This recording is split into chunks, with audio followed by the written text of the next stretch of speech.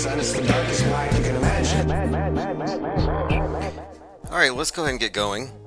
That's Chief Crow and the Flat Earthworms, stating the obvious.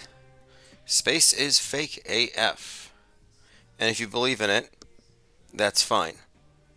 It's merely the most recent iteration of a very ancient concept, which is heaven. It's actually a form of utopianism, to sell you on scientism and nasatology. And it worked. It has been boozled people for 55 plus years. I mean, that's when man landed on the moon, and I think that was the miracle that validated their entire paradigm. Nick Fingar says, "Did you see the ISS?" Um, no, I mean, it's not even possible. You can't see it if it doesn't exist. In fact, we did an ISS observation as a group experiment, and nobody saw any spaceships. Now, the apps told us that we would, and so I've been wondering, what's the cause here? And what's nice about it is that we had observers here, where I am, and myself, and then we had someone in California, someone in Denver. But the observer in Denver and myself here in Albuquerque would have seen the exact same one. Or if we had, it would have proven, okay, well, we're seeing something in space. Because if it's not 250 miles up, it wouldn't be visible from both here and Denver. But no, we didn't see anything. So we're moving on. Because the burden of proof is not ours, it's theirs. So now nobody can say, well, just go look up. Evidently, it's not so easy, as people are finding out. But I am open to evidence for extraterrestrials, Bigfoots, chupacabras, and space stations. Just make sure that they meet our standards. Coyote Smoke and Mirror says, I'm watching the Sum of All Fears. Yeah, well, they were listening to the audiobook of Tom Clancy's Sum of All Fears on the ISS on the day of 9/11, and they looked down in horror. They saw the burning towers from up there in space, and they said, wow, it's just like the book. You can find a video of them doing this in the space station. But yes, Sum of All Fears is probably worth watching. I'm curious as to what it's about as far as the subtext and the nuances, because I think it does contain the ideas of 9/11, but also the collusion between domestic violent extremists and some foreign entity. And I think that's the script for the Turner Diaries future that they have scheduled for us. The white nationalist 9/11 to come, which we're all greatly looking forward to here. Spoiler alerts for the world stage. It's what we offer here. No one here was surprised when Trump got his ear pierced by the AR-15. Although now the FBI is saying that it wasn't an AR-15, that it was shrapnel that got him. They're really trying to downplay it. They really are. And I hope all those trying to downplay Trump's head wound get sued for $1.5 billion like Alex Jones did for downplaying another shooting event. Okay, it is 7/25/2024. We're really about 10 days away from the big day we've all been waiting for, 8/4. So I look forward to that.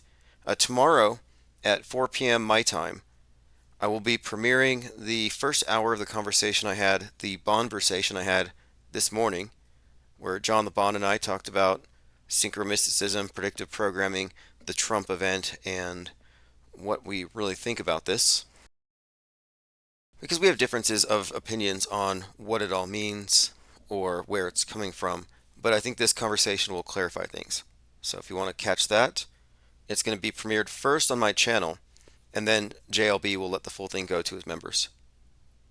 We're joined by Brandon, AJ206, Jamitra 101, Osher 06, Elephant Tusks. It says FBI Director Wray is in full auto hoax mode against Trump. Well, what's the reason for it? They want to downplay the martyr status. They saw how he was politicizing it. It's making him a hero. It's turned him into a legend. So they have to downplay it, obviously. And they're working on doing so. And I think it also may detract from any criticism about the veracity of the event itself as described by the media, because a lot of people are calling it a hoax. So they have to drown that out. In fact, this reminds me, Jim Fetzer, I mean, talk about cope. Jim Fetzer is having to realize that this event is fake, but he's trying to figure out, well, how can this be fake if Trump's one of the good guys fighting for me? And listen to what he wrote here. Scott Bennett and I review the evidence that Butler was a staged event. There is ample proof of a real assassination attempt in the works, but the Trump campaign learned about it and flipped the script. Better faked than real. Did Trump do the right thing?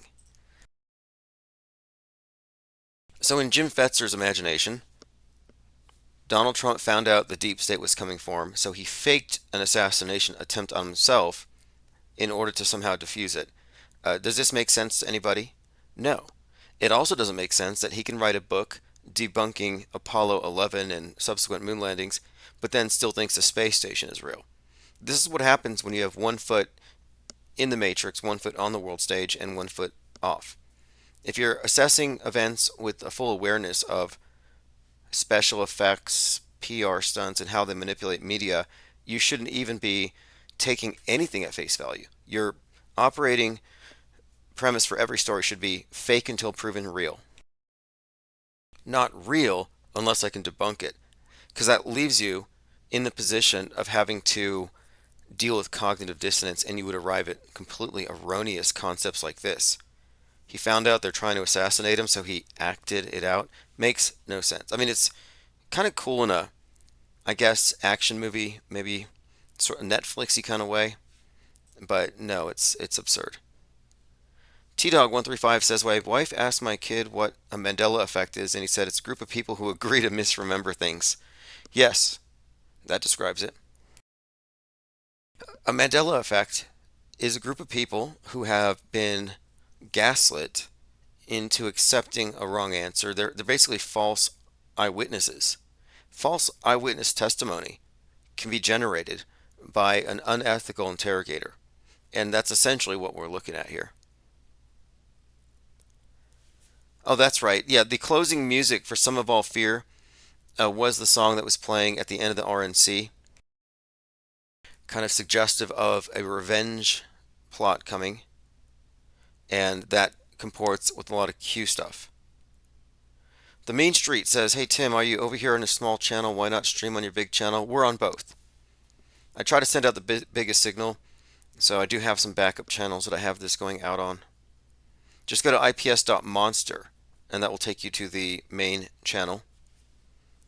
Lord Laney says, apparently Gerald Ford predicted U.S. would have a first female president after her successor dies. Yeah, that was such a bizarre conversation. If you recall, when Gerald Ford had made this statement that America will have its first female president after, in the future, something about, I think I actually have the quote here, it's 1989, if the male died. I actually found it on Snopes. Let's see how real this claim is. I do recall the exact quote, but I want to know the context.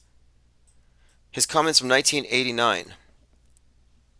He once said he believed the U.S. would have its first female president after her predecessor dies, and she moves into the position via the vice presidency. In July 2024, U.S. Vice President Kamala Harris began campaigning, and this quote spread across social media platforms. I still don't see what's wrong with it. I can play it. Yeah, let's go ahead and play it here. A young lady at some point become President of the United States. I can tell you how I think it will happen, because it won't happen in the normal course of events. Either the Republican or Democrat political party will nominate a man for president and a woman for vice president. And the woman and man will win. So you'll end up with a president, a male, and a vice president, a female. And in that term of office of the president will die. And the woman will become president. Okay, clip is genuine. Real footage. Gerald Ford died in 2006, did say he would believe this. So it's a real statement. Enigmatic, strange. I guess we would have to call that predictive in some sense. What does that mean? Very, very interesting. Let's go through my notes. Andrew Tate recorded a sex tape beating a 14-year-old. Oh, yeah, that's right. This is old news, but it kind of caught my attention just because this guy's some kind of a hero to the far right, which I think is sort of strange considering how they were against human trafficking. So here you have this human trafficker who's basically saying that he's not guilty of beating this person 10 years ago. Somebody did the math and they figured out that, well, at the time she would have been uh, underage. In a sexual act with one of my ex-girlfriends.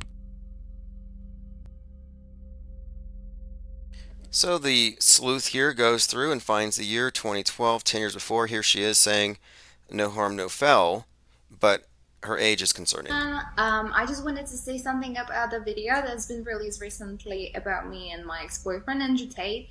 Andrew is my still great friend. What you guys saw in the video, it's just what we used to do. It was just pure game. He's a great guy. He would never hurt anyone. Anyway, no problem. He would never hurt anyone. However, the math is very concerning. Again, I don't know what to make of this, but apparently Tate is threatening to sue the guy for defamation. I don't know what to make of this, but it just came across my Twitter feed. I have a lot of strange stuff in my Twitter feed. It's pretty scary. Donald Trump said something really strange earlier today as well about how if, quote, they do assassinate President Trump, talking about himself in the third person, which is always a possibility, I hope America obliterates Iran, wipes it off the face of the earth. If that doesn't happen, American leaders will be considered gutless cowards. So here's Donald Trump suggesting on Truth Social that if he does get killed, we have to nuke Iran. So good to know. Okay, let me catch up on some comments. Nicotrama says Jim Fetzer's a federal agent 100%. It's difficult to tell. I mean, there's some people who are clearly agents, gatekeepers, and not truly in the know. But then there are others who seem to be somewhat insulated from the big picture and who may not even know. But I don't want to say, oh, he can't figure it out. It's more likely he's an agent than a dupe, and he's guardrailing. But it's really inconsistent, highly inconsistent. Rock East Shepherd said, all the hoaxes are making my brain hurt. Well, the cognitive dissonance, and the brain hurt is coming from the media. Once you just accept that they are liars and you don't expect truth from them anymore, then your brain will cease to hurt. Oh, that's right. Fetzer talked with Whitsitt about cosmology. Yeah, that's right. He's totally anti-flat Earth, which, again, that was kind of an attitude, a reflexive attitude that a lot of triggered 9/11 truther, cloud shatter types were mad at because they felt like our conspiracy theories are legitimate. This makes us look crazy. And they're always super concerned about looking crazy to the mainstream, which is kind of, I think, naive because they will never accept you. The mainstream media will always look at the alternative media as crazy until they totally conform. So there's no idea that's crazier to them than any other. You're basically all flat earth Nazis the instant you cease agreeing with them. Why try to curry favor? Just break away altogether, which is what we are doing. Okay, moving on here. Season 3 of The Apprentice jumped the shark, says Elephant Tusks. Oh yes, I agree. Season 34 is what I think we're in. And I think that at this point, I'm not sure why they're pushing back on the ear thing. I think it might be to drown out this fakery because you have pretty mainstream people. I mean, Jim Fetzer calling it fake, that carries a little bit of weight. The reason why I still don't know 100% where he stands is that he's been pretty much targeted for censorship. His publishing company was destroyed by the Sandy Hook group, and he's still trying to sue them. He's still trying to open up their case, but I don't know. Again, I'm not quite sure. We're still waiting on that one. It's out. This morning I talked to JLB about a lot of things, mostly having to do with the concept of news bending. So again, you'll want to subscribe to my newsletter at ips.monster below so you don't miss that tomorrow. That's the fourth time, by the way, my fourth appearance on the Bonversations. Alex Jones, as we all know, in addition to being a gatekeeper, is visually illiterate. And this is the problem with non-auto hoaxers. If you're not auto hoaxing, you're not a dependable eyewitness. You're not a credible witness. You're not really paying attention. So for example, here's a video circulating that shows a frame by frame of the bullet and Trump's ear getting the hole punched in it. So Alex Jones shared this video, which I debunked more than a week ago. He says you can see the bullet hole appear frame by frame. No, you can't. This is fake. I knew it was fake when I first saw it, but it's been confirmed as a fake. And so that there are people asking, well, why is he sharing it? Why is he sharing it with this? Brent Lee says he posted the fake video because he's a charlatan and he thinks his audience is gullible. So what do you think? Does he think they're gullible, or is he gullible? I think it's more likely he is. Or perhaps he is playing the fool on this one. I'm not even sure. Sometimes he just seems to be S-posting and fear-mongering, but you also have to consider that his position within the Sandy H. PSYOP would suggest that he's a deep insider. You have to remember, too, he's not a victim. He's not a victim of the government trying to stop a truth teller. That's all just a ruse. He is the government. I'm surprised that people are still falling for any of this, to be honest. Bach Precision says, what's your opinion on why their hoaxes decline in quality? Or were they always this bad and we leveled up as a target audience? Back in 2017, a lot of hopium addicts were saying to me, oh, the reason why their hoaxes are so bad is because they want you to know that you know, and that they're trying to wake us up, but they can't wake us up all at once. So you're special because you figured it out in advance. I heard that from so many people, and I thought, what the crap is this? That they're trying to let us know. It's like, no, your psychologically abusive mass media doesn't secretly love you. It's not trying to, quote, wake you up. It's mind war against you. You know, some people are just so, I guess, full of hope that everyone's going to, quote, wake up, which is ridiculous in itself. No, they're not going to wake up. They're enjoying the dream. But when it comes to the hoax quality, it's actually improved. If you look back at previous hoaxes, they've been improving. 9/11 didn't age well. Apollo 11 hasn't aged well, and they have improved in a few different areas. I've noticed that they're not as brazen with their actors, where their actors used to be very effective. Just have somebody run in front of the camera, tell a story, people believe it. Now they seem to be a little more reserved and reticent when it comes to showing us crisis actors. It's like they don't want to give us anything to chew on. And I understand it's smart. But no, I don't think that they're getting worse. I think we're getting better. But there's an issue with this as well. There's two types of media critics that I frequently see, and only one is valid. One of them is the low information disbeliever. It's mainstream, I just don't believe it. Oh, they're lying. It's a psyop. It looks fake. Oh, that shooting was obviously fake. No, it wasn't. You know, you can't go to a magic show like David Blaine and sit in the audience and say, oh, it's obviously fake. Well, no, it's not fake. You physically cannot deconstruct it from where you're sitting. It's an optical illusion. When you see the Trump shooting, you might have an opinion it looks fake, but how would you objectively describe its quality, its qualities that make it fake? There really aren't any. You have to look at the big picture, the gestalt, all the different factors. There's not enough information to say it's fake. So to just say it's fake without supplying reasons makes you a low information non-believer. And low info non-believers don't qualify as skeptics because they're prematurely judging it fake. And skepticism requires suspension of judgment. So the knee-jerk, reactionary, everything's fake crowd are not skeptics. They're not in our club. They're just as bad as the low information believers who believe whatever they see on the screen, who instantly decide it's true. So you can't instantly say, oh, it's true or it's fake. Nope, you have to take time. If you're not waiting, then you must have some special insights that none of us here do. But in contrast to the low info disbeliever is the informed non-believer. I know why I don't believe in this. I know why it's fake. I know why there's no reason I should believe it. And to come to a comprehensive explanation requires a full understanding of what media actually is and what it is not. And that's really ground zero.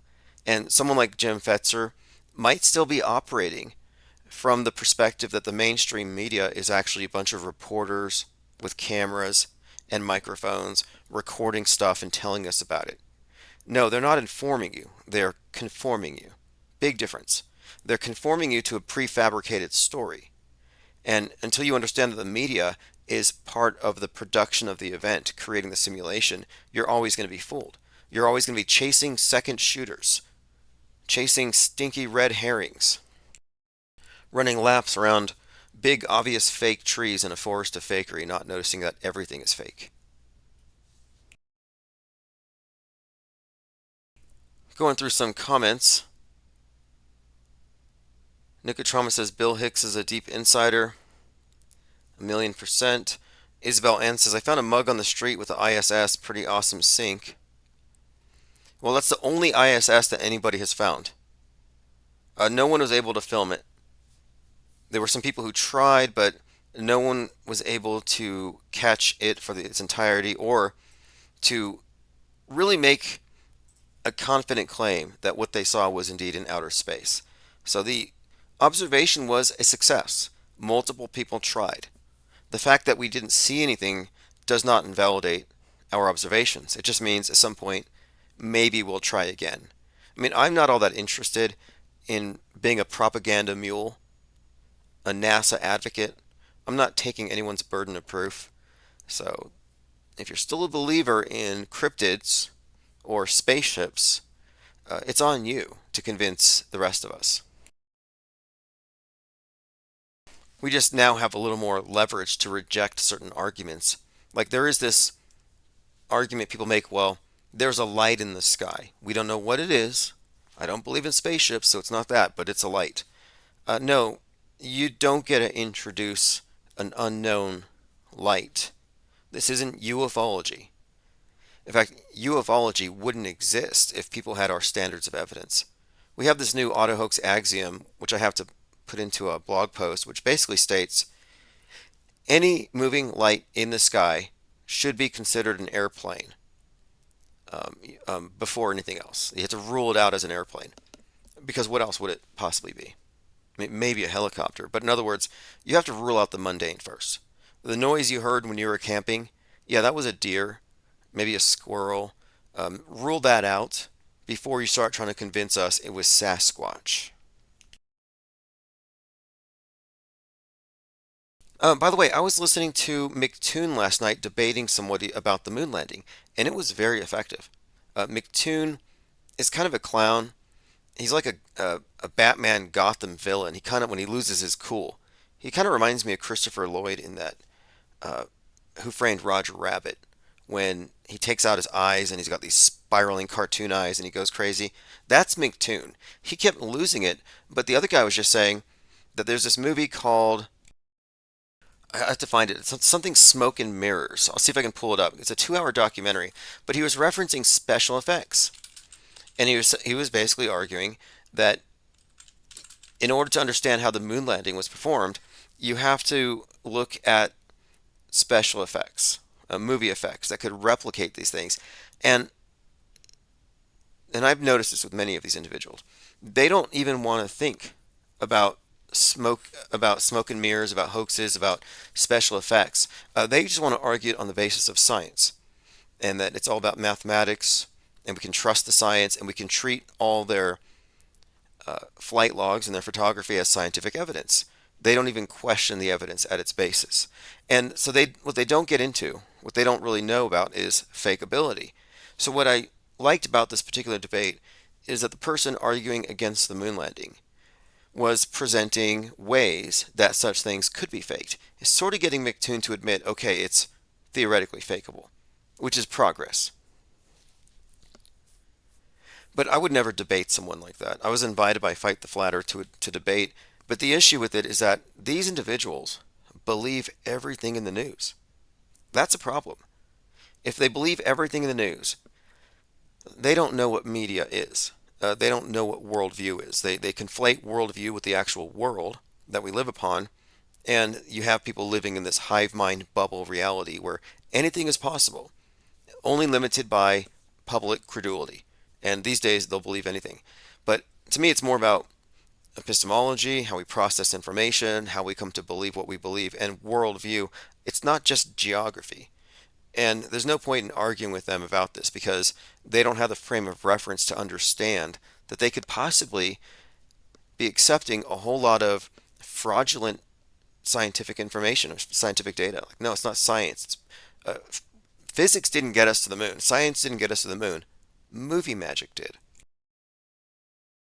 But again, they're not PSYOP aware, and that's fine. I'm not here to convince people of anything. In fact, I'm only interested in aggregating the people who've already deprogrammed. I'm leaving the programmed to their programming. We're observing them. Al Newfall says, Tim, what do you think the proof that the other planets look sphere, given them account that this planet we call Earth is the same as the other planets? I think I know what you're saying. People will say, every other planet is a perfect sphere. Why wouldn't the Earth be? And a couple of things. One, the Earth is an oblate spheroid. It's shaped like a pumpkin. It's fat in the middle. It's not a perfect sphere. So it's kind of unusual that none of the planets and none of the exoplanets, as have been presented by the space agencies, are anything but perfect spheres. So I would rather ask you, where are the oblate spheroids? Find me one oblate spheroid in space. I'll be waiting. The other thing is, I'm not even convinced that the Earth is a discrete object floating in some endless abyss of, quote, emptiness, of space. If the worldview we've been given isn't as curved as they say, then we don't have to automatically operate with the presupposition that there is space beneath us. We're, in all likelihood, in my view, on the bottom of it. But I don't even believe in the Earth, much less a flat Earth or a globe Earth. I'm so agnostic about it that I don't have enough information to conclude a model as far as geographical and how far it goes, or as far as cosmology. But I do think it's not premature to understand your worldview, which is a more relevant model. Like, it's far more relevant to consider how you see the world than what it looks like from a million miles away, if such a view is even possible. And what I mean is, if your entire worldview is framed by a government filter, you're going to have a different experience here than someone who has deprogrammed. I had a few statements about this when I was talking to JLB this morning when I was discussing what I call the augmented reality.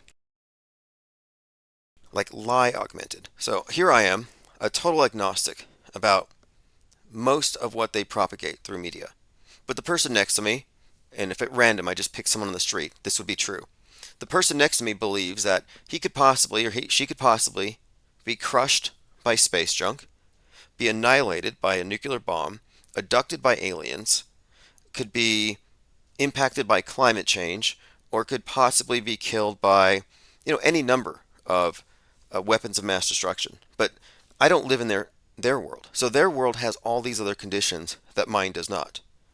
Their world also consists of a place where angry, right-wing, discord, radicalized, bowl-cut shooters are murdering children in schools on a routine basis. It's epidemic in their view. So if you compare the two, myself and the random person lives in a much scarier world than mine. I'm not the one in a doomsday cult. I'm not a NASAtologist. I don't believe what the priests of scientism on the screen tell me. So I live in a very peaceful world, much different, unaugmented. Catching up on some comments, Deprogram says, Tim, did you end up making up with outside guy. Oh, upside down guy.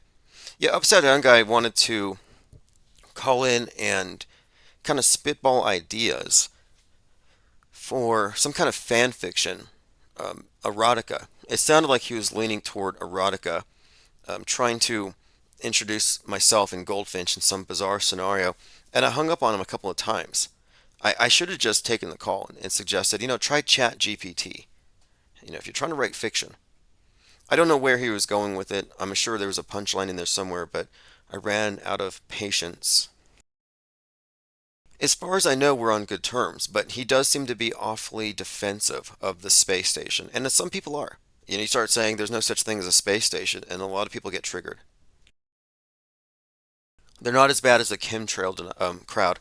The chemtrail huffers, you tell them there's no chemtrails, and they'll accuse you of fostering deadly ignorance. Now more people are going to die of chemtrail lung because you're not raising awareness. You're gatekeeping chemtrails. Commenter says, okay, if it isn't a discrete object floating in space, what are the planets and where are they? Okay, if the Earth is not a discrete object floating in space, if the Earth doesn't exist as they describe it, then whatever's above us isn't the distance they say.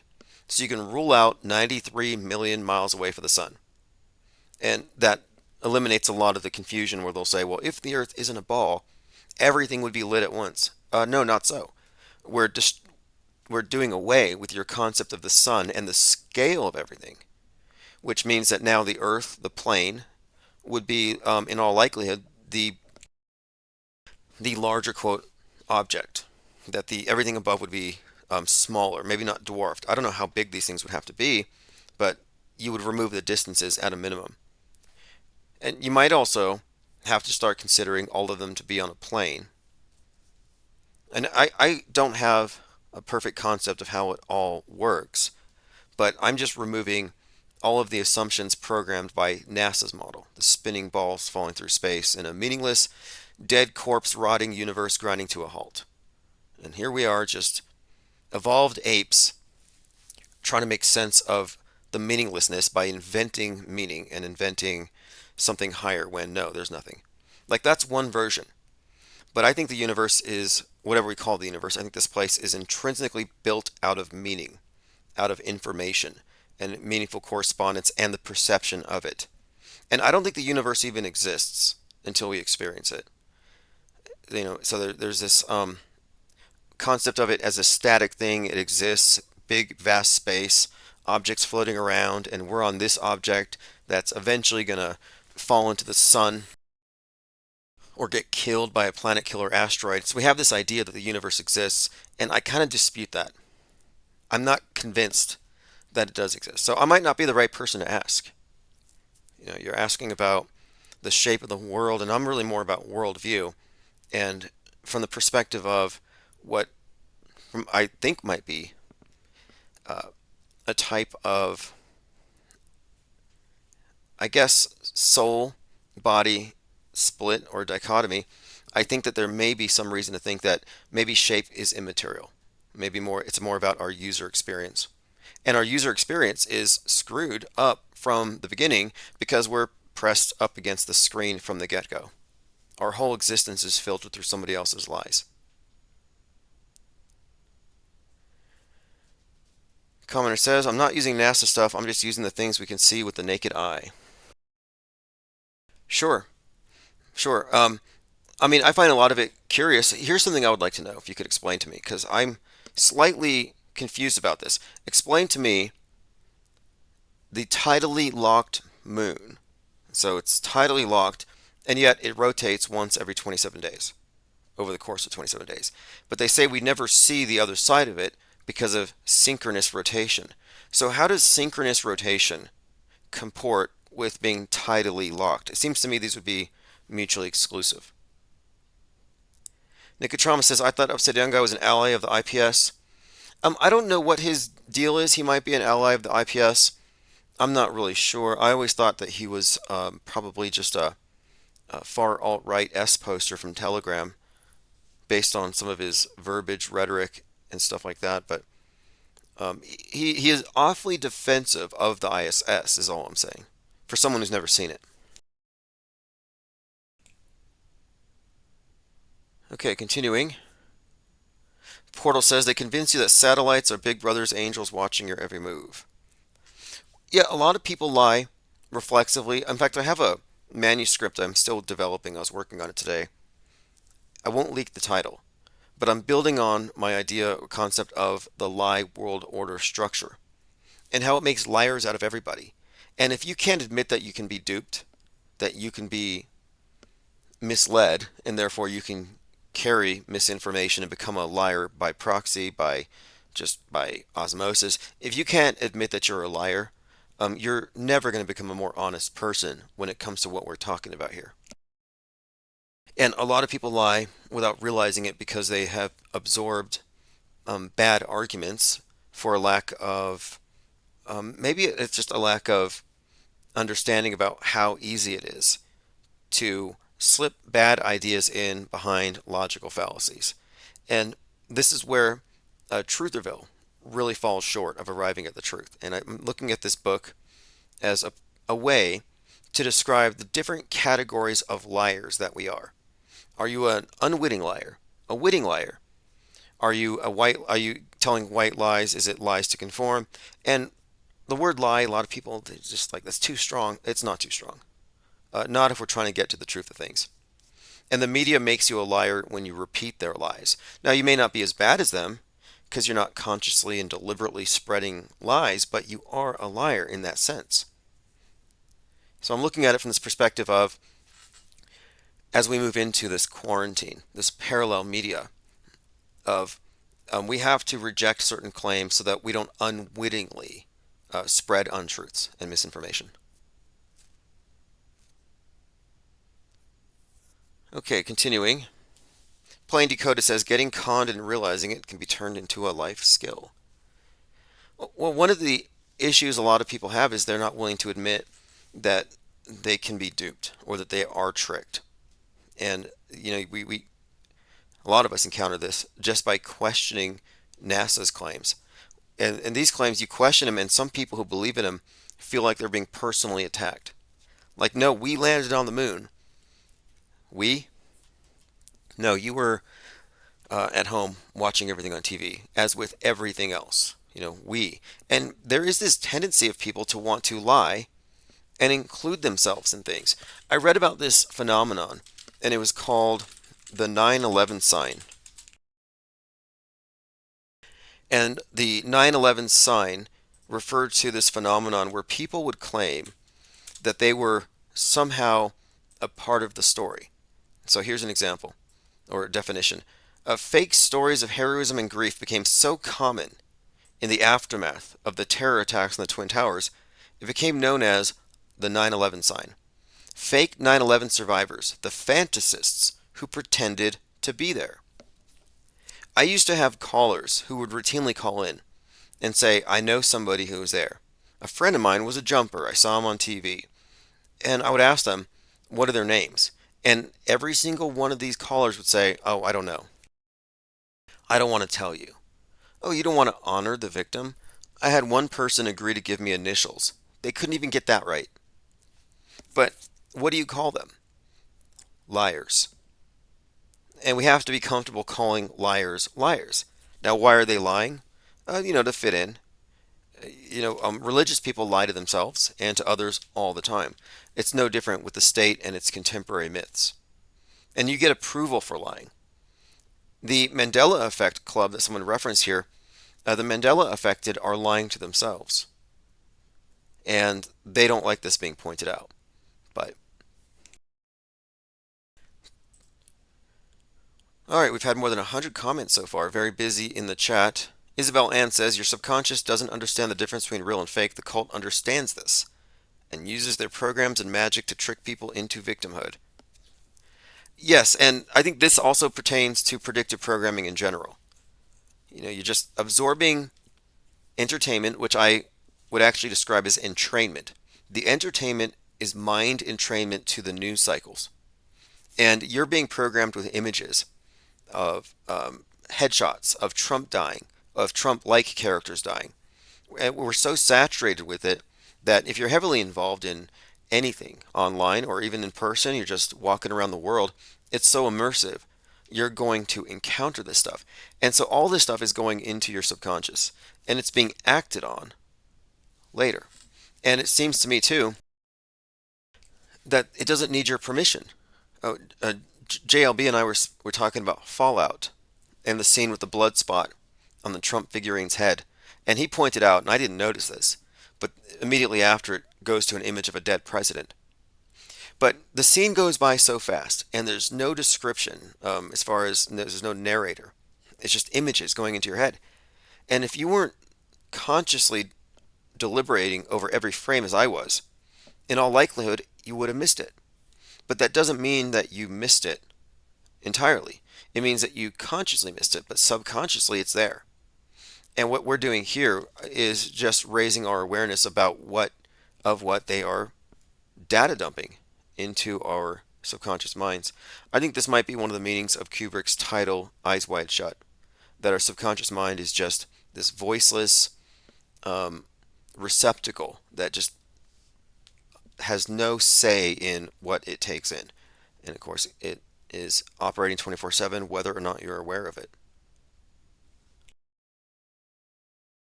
Jake the A-hole says, after every fake shooting, somebody knows somebody who was there and they just happen to go up and show up to mine and Tim's stream to let us know. What are the odds? Yeah, my favorite one was the Nice terror attack where they were dumping rubber dolls out in the road behind a van. And they're like, oh yeah, it was a Allah Akbar attack on a Christmas parade or something, or some kind of outdoor Christmas shopping event. And I'm in my live stream with 30 people watching, and I'm like, yeah, these are rubber dolls. And some guy in there is like, that's my girlfriend, how dare you?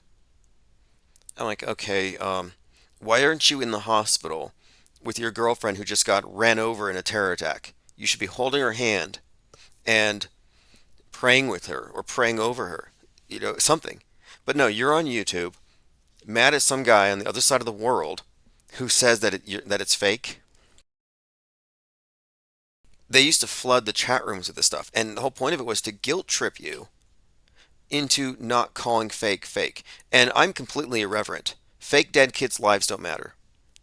And I actually had pushback. I had someone say to me, you shouldn't say fake dead kids' lives don't matter because it's very offensive. And I'm like, okay, well, which fake dead kids' lives matter? Name one. They couldn't come up with an answer. They didn't like what I was saying.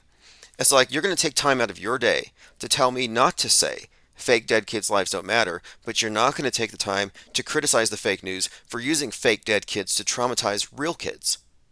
Look at all the hyper-realistic school shooting drills. Pure trauma-induced mind control done under the presupposition that these shootings are real and therefore these drills are necessary. So if we don't call out the fake stuff, it justifies actions by the state. So if anyone has the moral high ground, it's the skeptics, not the ones who are worried about our rhetoric and our irreverence. Nicotramas Super Chat, thank you for continuing to preach the truth, Tim. Thank you very much for the gas in the tank. Very generous. Appreciate it. Could not do without. That's one of the things I was talking to JLB about today. The last time we spoke was 6 months ago.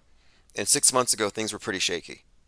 But 6 months ago, we got remonetized on YouTube. And that has allowed me to continue. That's why we're generally here 5-6 nights a week. And it would be much more if I could make it happen. I mean, soon I will. Timothy Ryan says that Corey Comperature character that allegedly died at the Trump event never existed.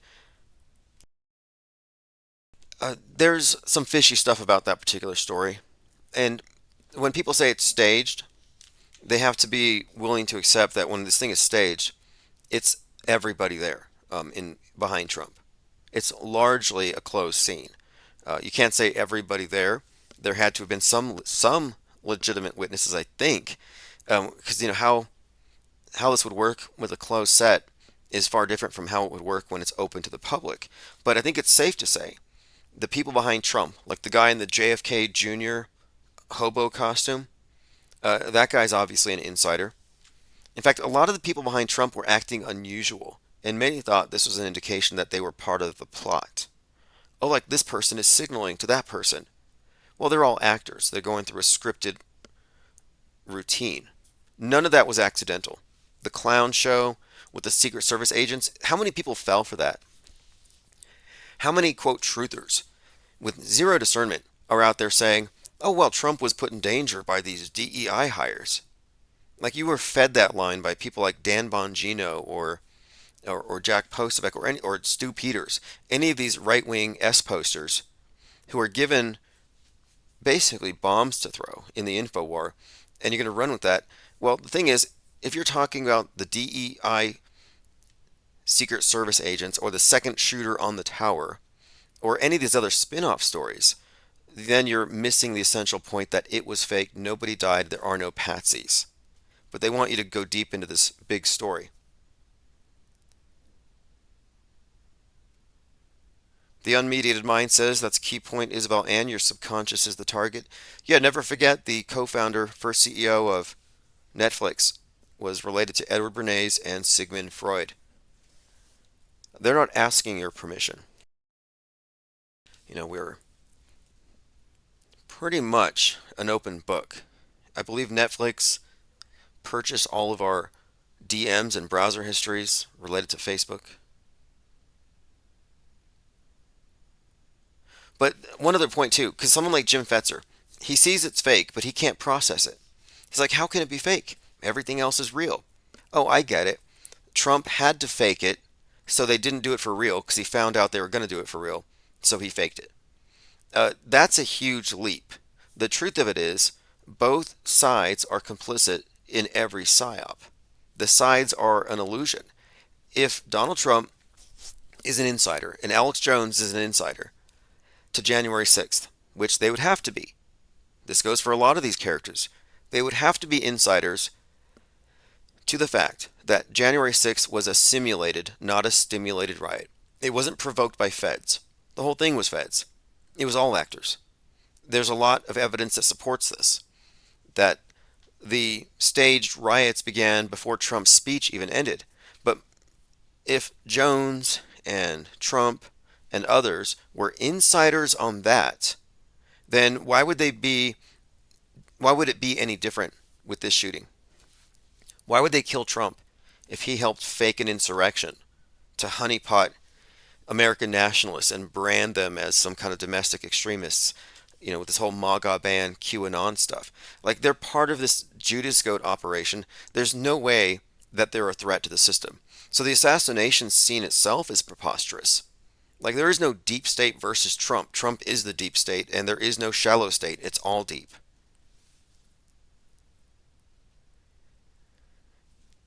Commenter says, it's funny that the left, besides the auto hoaxers, are the only ones calling it fake. Yeah, that's pretty funny. That is kind of interesting to think about too. That you have some leftists who are like, oh no, he wasn't shot, it was shrapnel. They're downplaying it. They're willing to auto hoax it, but they're doing so for purely political reasons. And they're willing to entertain that Trump would fake such a thing for sympathy, but they're doing so cynically, not skeptically. So while I appreciate them in a sense for at least breaking their spell enough to call something fake, but no, it's not coming from the right place. We will not accept any auto hoaxers from Woketown because they will not see the big picture. But yeah, I find it to be amusing. Jake the A-hole says, did you know Jaronism claims Ashley Babbitt died? He's not allowed to say she isn't dead. Okay, somebody has Jaron. Somebody has him under their thumb. He has got to be compromised. He's controlled. He's an asset. Not only did he fake ISS transits multiple times, but if he's going to say Ashley Babbitt died, maybe he's not allowed to go against the guardrail MSM Plus InfoWars friendly narrative, because InfoWars represents the counter narrative that's approved by the state. And you do find a lot of these big channels aren't allowed to say fake. They're not allowed to go this far. And I could care less about somebody's cosmography or their opinions on the shape of the world if they don't understand how worldview is being maligned and molded by the ubiquitous media.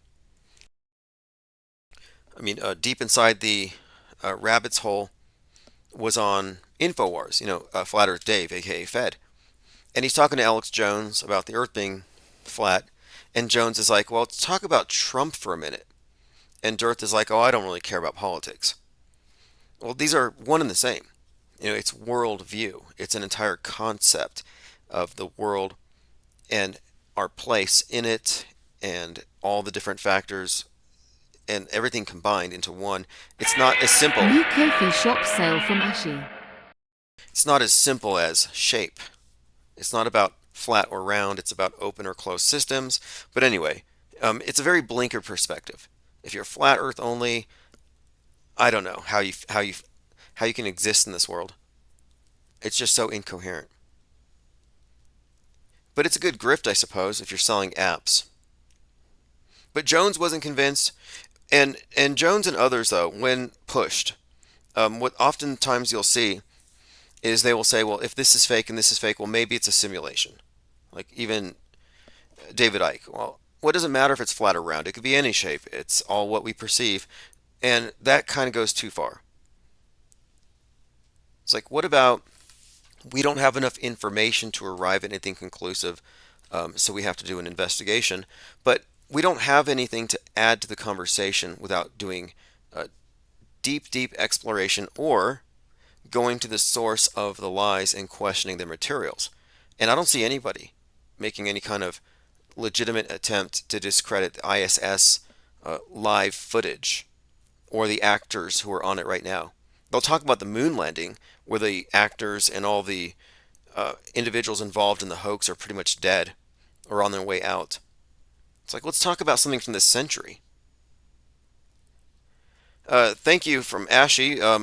Purchased a copy, I believe, of Auto Hoaxology 101. If you go to Ko-Fi, you can order copies signed, paperback, Auto Hoaxology 101. That's my next major objective here, is to really promote this thing, because this book condenses all of our most important ideas and axioms into a I would say a philosophical framework and a methodology. God Was Bored says, I know people who were skeptical about 713 until the convention. Then they were saved how they said he was saved, and their skeptical thinking went out the door. They want to believe. They want to believe. It gives them a moral high ground.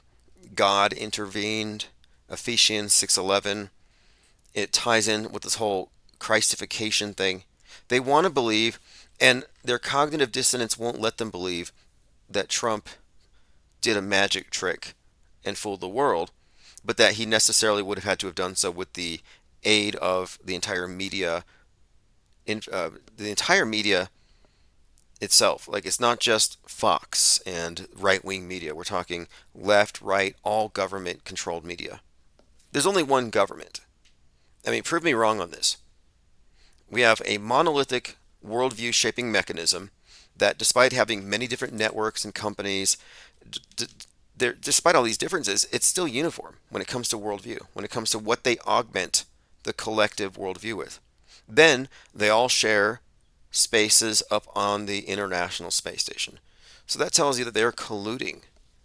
They're colluding above, they're colluding below with the Antarctic Treaty. There's some points of agreement between all of these so-called nations and countries that would suggest that maybe it's really more about the few controlling the billions. Not groups of hundreds of millions versus groups of hundreds of millions, and we're all in these competing sectors. No. It's a small group of programmers relative to the programmed. And the programmers are even themselves programmed and only deprogrammed to the extent they need to be to run their specific op. So, for example, the space fakers would be pretty well aware of everything else that's fake, but the actors who participate in fake school shootings wouldn't necessarily know about the space fakery. So the programmers are in a compartmentalized sector of this thing. The programmed are in a big box. The deprogrammed, which would be us, are very few, and we're just now beginning to aggregate outside of their system, their closed system. God Was Bored says their cognitive dissonance won't allow them to not vote. Yeah, I had said last year, and even this year, I said, I'm going to vote for Joe Biden. because I don't believe in voting. It's all a charade. That's not an exaggeration. That's not hyperbole. I'm not being cynical. I'm just being factual. They write our history in advance. Like, you don't have any say in this thing. However, I'm voting for Biden because Trutherville is going to lockstep vote for whoever the GOP puts in front of them. So I want to protest against their automatic behavior. And if any of them say, no, you can't vote for Biden, we got to beat the deep state, I can say, oh, you're claiming that voting makes a difference? You're saying that the GOP managed to co-opt all the free thinkers who are into conspiracy theories and just turned them into regular run-of-the-mill right-wingers? Because that's what it looks like. So no, I'm going to be voting for now Harris, apparently. I'm going to vote for Kamala Harris as a protest vote against Trutherville.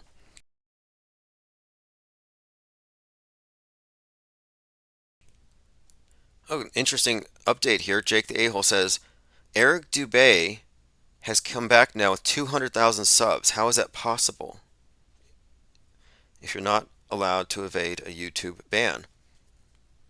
They're letting a lot of these big flat earth channels back on.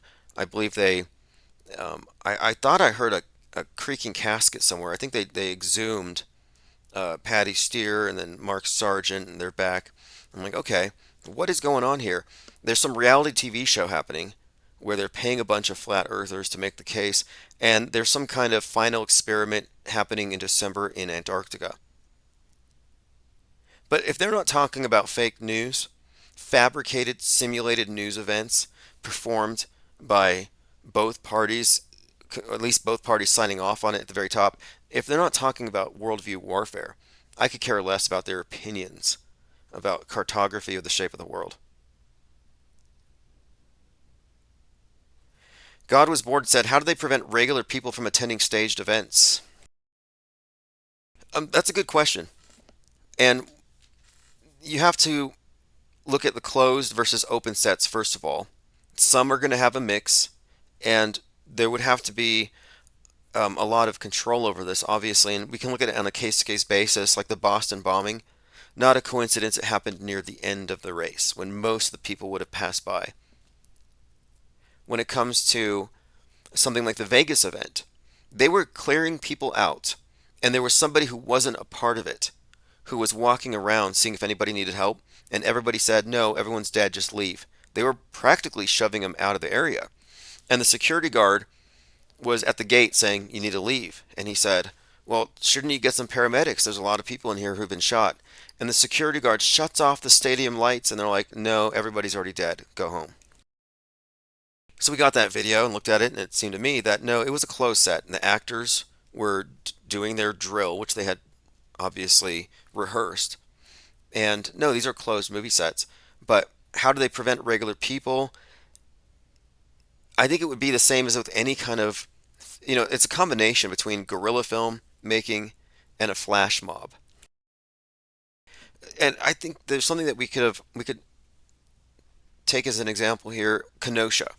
If you recall, before Kyle Rittenhouse did his little scene where he shot the pedo, the strangler, and the commie, they have this scene where he's approached by some police officers who hand him a bottle of water. And they're like, yeah, we're going to send him down this way. Which sounds weird. What do you mean we're going to send him down this way? To the 15-year-old with the AR-15. No, 17-year-old. Who was at a Trump rally with the white hat. So there's all kinds of clues here how staged this thing is. But the police officers gave him water and said something. And I thought, well, that could have been a sign. Like in other words, if the coast is clear, and the FBI admittedly had drones over the scene the entire time. It could be something like, we're going to go live with this, we're going to do the operation if the coast is clear. But they can't just say, okay, coast is clear, run the drill. But they could pass out water bottles to key personnel. So I think they might have some kind of internal signaling language with these events to maintain it. But, again, it's going to be on a case-to-case basis how they pull these things off. I mean, it's fascinating to study this. Jake the A-hole says, yes, Tim, the reboot of Flat Earth is based around Will Duffy's final experiment. I'll be exposing the whole thing. Okay, good to know. I knew there was something going on at Flat Earth. It's like they're bringing this back. And I believe David Weiss is about to go on the Joe Rogan show. Timothy Ryan says Dubé is satanic. Same with Pat Steer and the others. Yeah, I've been told that I'm one too. We're all Satanists or something. It's so bizarre. I got someone complaining about my phone number. And this is the old phone number. Let me go ahead and pull that up. Let's go ahead and address this. Do I need to change it? Arito said, your phone number has 4226. 4 plus 2 is 6. And then 2, 6 is 2 sixes or 6. So your 4226 is 666. What's up, bro? Is this just a fluke? I'm starting to wonder about you. Hope you're not a weirdo. Keep up the good work. Okay, so the guy who sees a 666 and 4226 hopes that I'm not a weirdo. All right then. Like every number, I should just stop using 6s and 2s and 4s, just odd numbers. Like what numbers aren't satanic? Everything is satanic. Plain Dakota says Nathan Oakley has been bashing Jaron and Weiss in the stupid experiment. Yeah, well, I don't have any problem with the experiments. I don't have problems with observations. Truth should fear no investigation. There should be no insecurities about what's going to happen if somebody goes and observes and looks for a 24-hour sun. I would love to be proven wrong on anything. Like, please prove me wrong. Show me a spaceship. Show me a pile of not fake dead people as a result of some obviously staged event. Like, show me some evidence. I'll be happy to reverse engineer how I got the information wrong or how I misinterpreted it. But we haven't been wrong yet. Nicotrama says that was a hilarious complaint. Oh, this guy complains a lot. Like, is there like a list of numbers that are approved for Christians? Like, they don't want to dial the number because if they dial 666, the devil will come by. Anyway, same commenter has a good comment here. He says, the 9/11 photo of Bush getting whispered in the ear. Look at the photo behind Bush. The blackboard has written on it, makes a country great. Okay, I'll try to find that photo. We've been talking about that particular photo where Bush is having the news of 9/11 whispered in his ear because it's the same photographer who photographed the bullet whizzing by Trump's ear. In fact, I came across something else today too. Oh yes, this is really good. So we've been talking about the predictive programming in the movie Machete. So Machete 2010 comes out, where an illegal immigrant shoots a xenophobic senator played by Robert De Niro.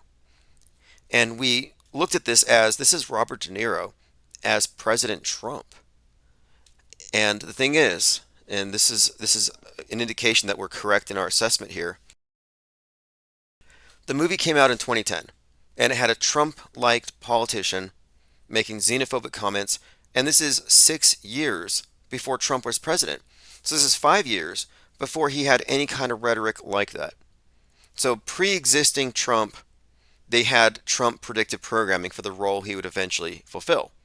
And it gets very specific because Machete pulls the trigger just as De Niro's character is talking about immigrants in a very negative way, about the invasion, about it being a poison, everything Trump has said.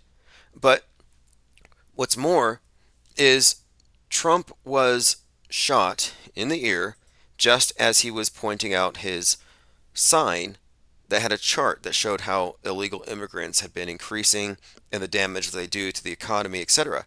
So he's talking about illegal immigrants when he gets shot. So it mirrors the movie. Well, there's more. This came out today. Apparently, the shooter was on Gab. This is from WorldNet Daily, and he says left-wing domestic terrorism Trump shooter was on a popular social site and was apparently pro-Biden. So he was on Gab, but look what it says here. They publish evidence making very apparent that Crooks was left-wing and hated Trump's immigration policies, noting that the shooter fired on President Trump when he started talking about these policies. So they're even noting that this guy's motivation was Trump's border policies and his anti-immigrant status, and that's when he pulled the trigger. Again, This mirrors a movie from 14 years ago. And Trump wasn't even a politician 14 years ago.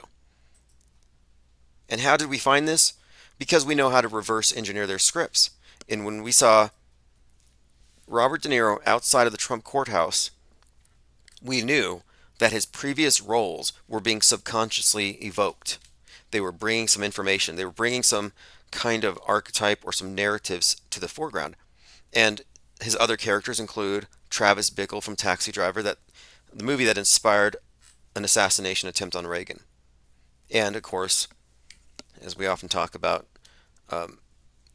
the Joker movies based on Taxi Driver. De Niro gets shot by Joker, who would represent Travis Bickle. I mean, it's pretty fascinating to go back and reverse engineer and find predictive programming based on what we're seeing on the screen right at that moment, and knowing with certainty you're going to find it, which we have been doing. Uninitiated said, even if there are people in the audience who aren't aware of the hoax, they can be influenced by those around them to believe in the hysteria. Yes, absolutely. Absolutely. And this is the case with a lot of these psyops. Like, I've seen some examples, like the James Holmes shooting in the movie theater. That was done late at night. So they try to limit the number of people who would be there. But it's plausible that some people could be in the area, but what are they going to hear? And I think there's something else too. We've noticed that a lot of the participants in these events tend to be wearing lanyards or carrying water bottles. You also have to remember, you're dealing with a large group of people who've been doing drills together. They know each other. In fact, there's a Woo's News breakdown of the January 6th event. I think it's the second part, where he's showing that there were some people who obviously weren't in on it, and they were trying to figure out, what are these guys marching for? Where are they going to the Capitol? And they were being outgrouped quickly. And it was pretty obvious that they weren't part of the operation, and the people that were keeping their distance, keeping them from marching with them. Timothy Ryan says, I was on a live stream last night, and the number was 666-1984 is fakeologist. That's suspect. Now, what does it mean? Does it mean that fakeologist is an adrenochrome junkie? Or is he a Satanist? And let's say fakeologist is a Satanist. Why would he put 666 on his phone number? Like, why would he tell you that he's a blood-drinking satanic vampire? Like, I find it highly unlikely that the bad guys label themselves so easily. Ted Stryker says, how can numbers be satanic if Satan doesn't exist? Right? Isn't that one of the greatest tricks that Satan ever played, was convincing us he didn't exist? Who said that? Some statement like, the greatest trick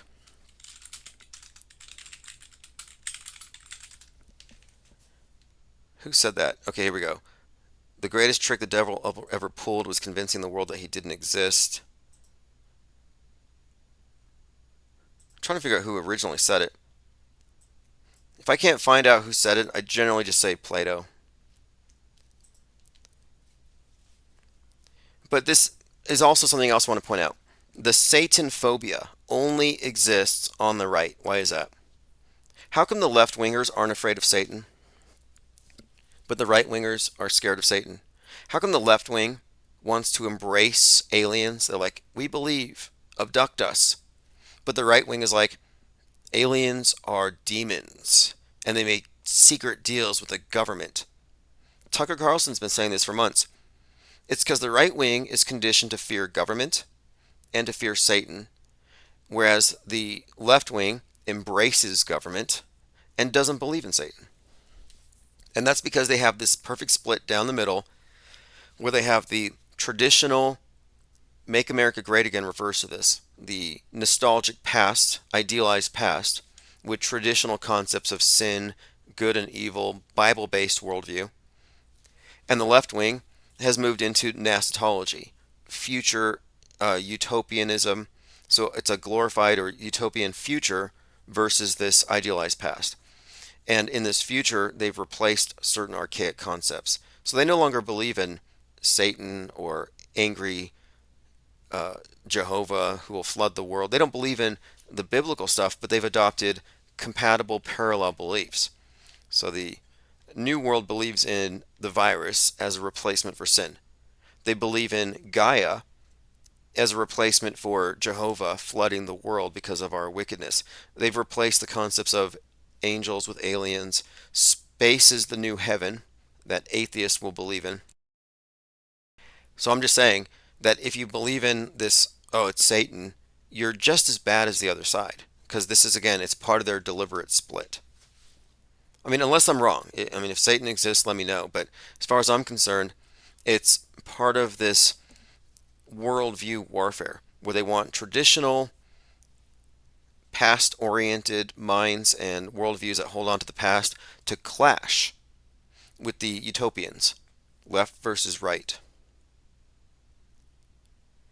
Bach Precision says Christians tend to be right-leaning, secular humanists, liberals are left-leaning. Yeah, and this political horseshoe model is what they actually created here intentionally. It's not just a cliche. It's not just a oversimplification as I thought it was.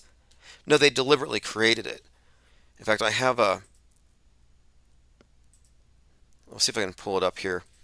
I have a explanation for this, but the way I explain it simply is that I talk about the worldview that we have, and the majority of the people in the world are in the big middle, which is the blue pill, the dreaming world.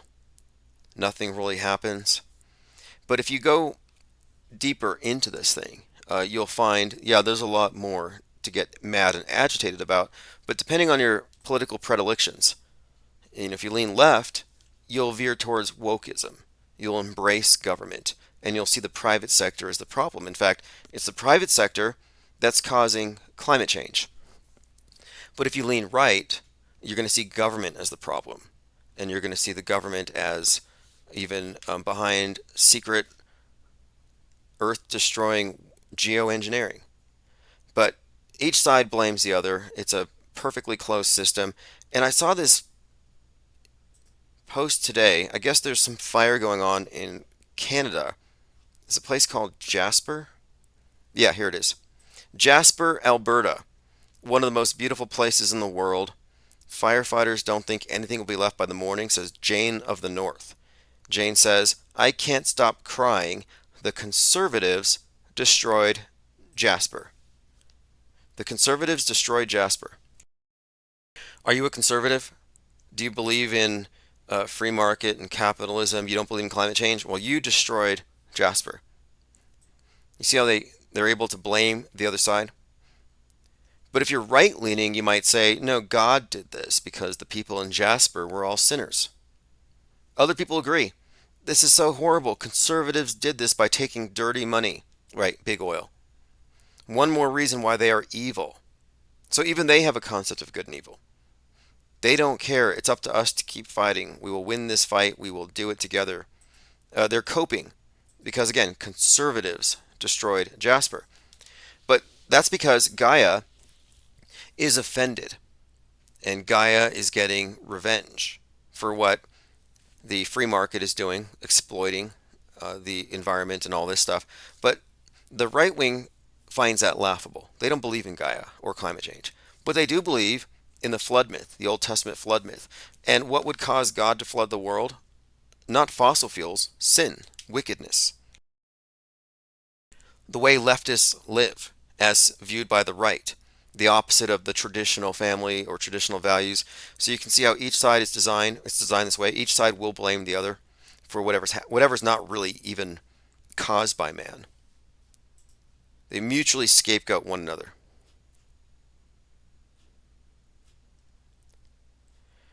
Now here's what the FBI is saying. Donald Trump may not have been shot after all. Like, this is like a Mandela effect. They're basically calling him a crisis actor. Oh, that was nothing. It was just a scratch. It was just some shrapnel. You're overreacting. FBI Director Christopher Wray said, it's not clear whether he was hit by shrapnel or by a bullet.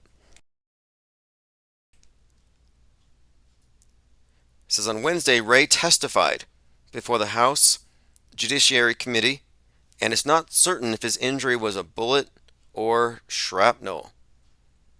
We obviously know that Mr. Comparator lost his life and two others were injured. And the one that hit President Trump Does that account for it? These Some of these individuals were hit multiple times. Where did the bullets go? So my question is, with respect to the former president, the question is whether or not a bullet or a piece of shrapnel hit his ear. It's conceivable. So I don't know whether that bullet, in addition to causing grazing, could have landed somewhere else, but we have accounted for all the shots in the cartridges. So they've kind of ruled out that he was even hit by a bullet. What a anticlimactic ending to that story.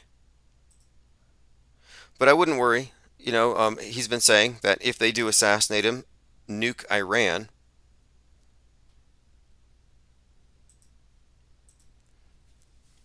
Jake the A-hole says, all the Trumpers swear there's a photo of the bullet. None of them say it's shrapnel. No, there's one guy who got a tattoo of Trump holding his fist up in the Braveheart pose. You can deconstruct and call this thing fake simply by examining the propaganda photography that followed it.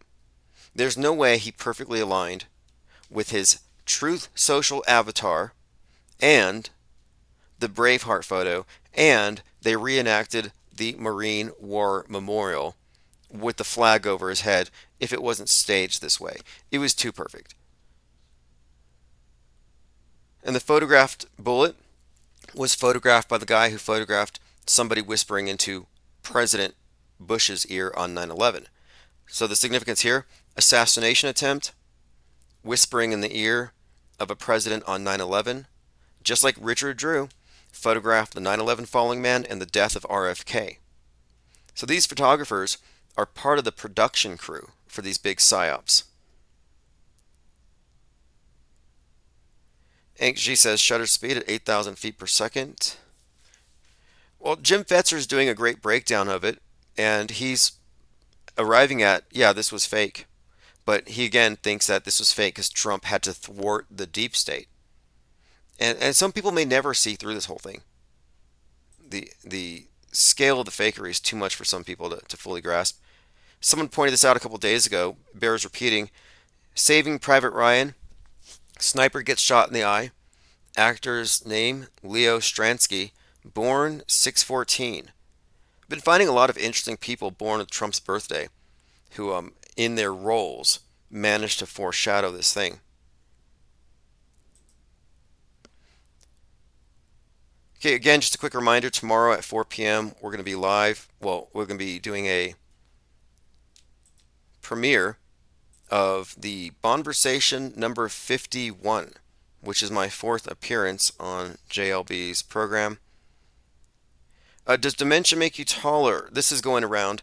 Joe Biden made an appearance last night, confirmation of life, I guess, but he appears to be about 5 inches taller, walks smoother, and swings his arms in an unrobotic, natural way. But he's significantly taller than he had previously been. Like I don't know, what is this? Is this Obama in a Biden mask? But this is going around. It could be a body double, and he just sits there kind of leering. I just, based on this at first glance, I know he was never this tall. So I'm thinking this is Obama in a Biden mask. We'll follow up on that tomorrow. Here's a pretty good meme, and I think this sums up 713. MAGA actors, blank rounds, exploding blood pack, and perfectly placed cameras.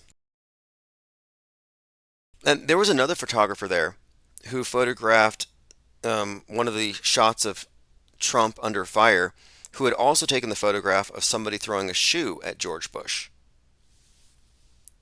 Totally staged. And I have a couple of other clues that to me are evidence of fakery. It's the RNC speech. Hulk Hogan said, "Enough is enough," when they try to shoot the president. Yeah, enough is enough is the Illuminati playing card, the sniper card with Trump on it, with a bullet whizzing by his head. But then he said, the last time I was looking down at Trump was at Hulkamania, and I had blood dripping down my face on my way to the championship.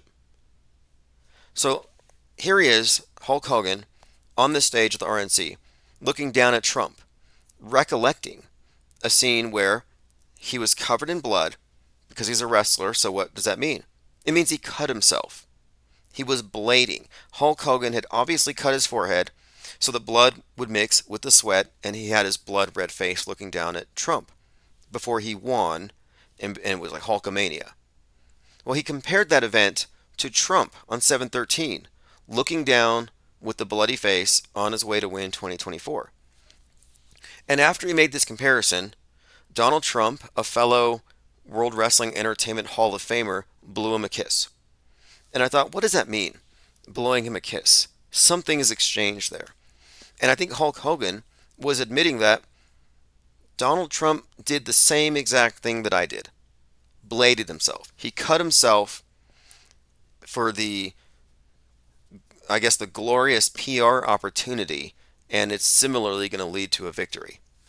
And then he said that we're all Trumpites and it's going to be Trumpomania. But yeah, I think that the Hulk Hogan speech was a dead giveaway. Jim Carrey is tall and gangly like that, says Jake the A-hole. Timothy Ryan says that's not the real Biden. I don't think so either. I still think that Biden's played by Beau Biden. Eddie F says, Jim Carrey, another crazy theory to muddy the waters. I bet you think Trump is a female. Well, you cannot deny that it's fakeable. The mask technology is there. The acting skill is there. So no, it's 100% easy. It's doable. It's not even a question. Body doubles exist.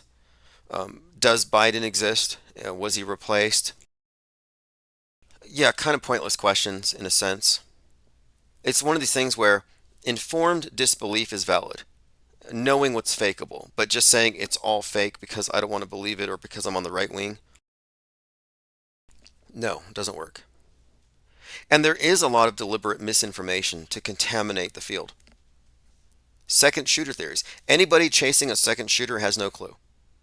Anybody who thinks that somebody died on 7/13 is clueless.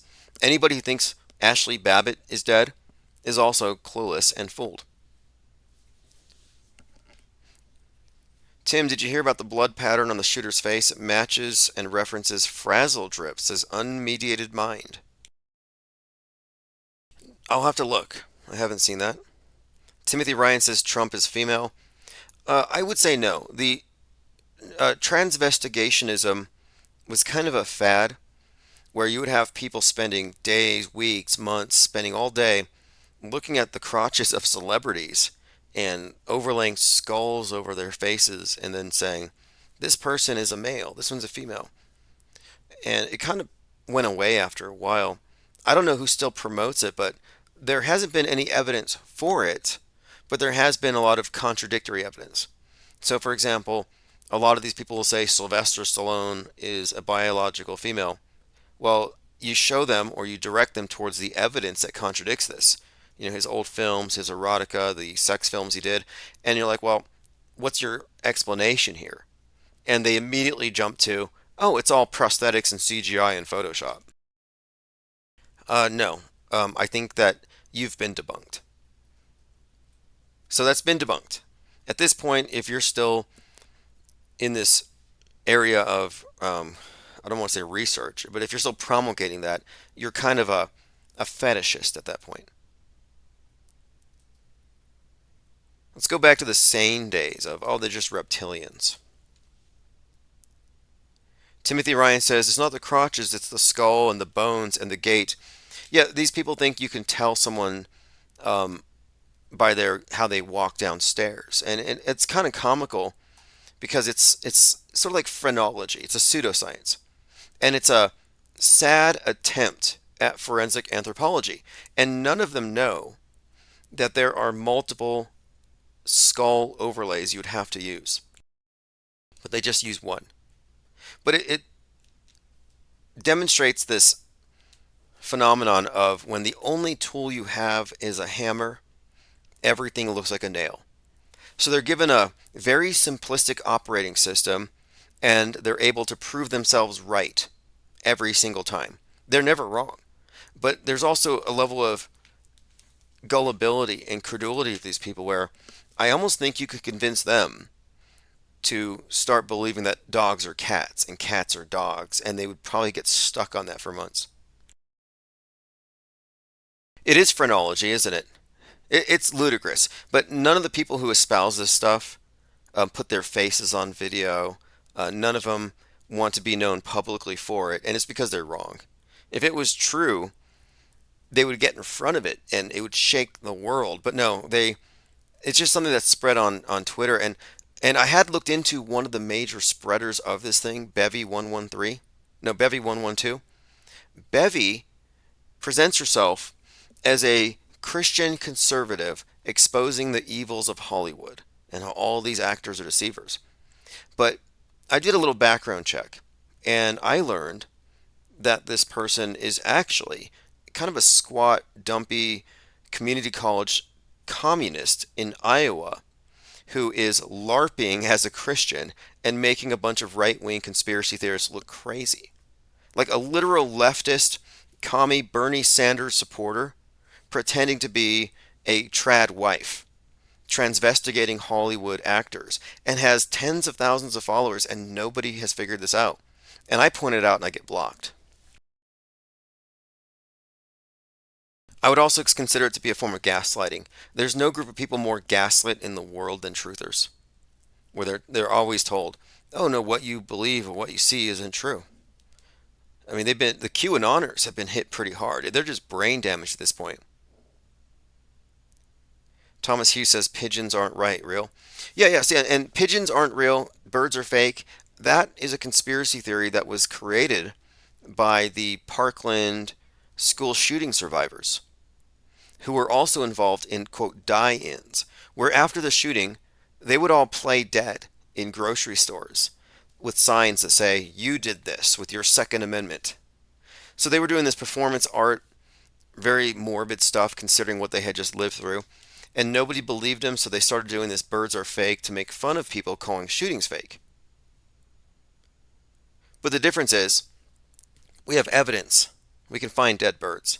You can't find any fake dead kids. Bach Precision says, what about Hans Wormhat? He claims to be from academia.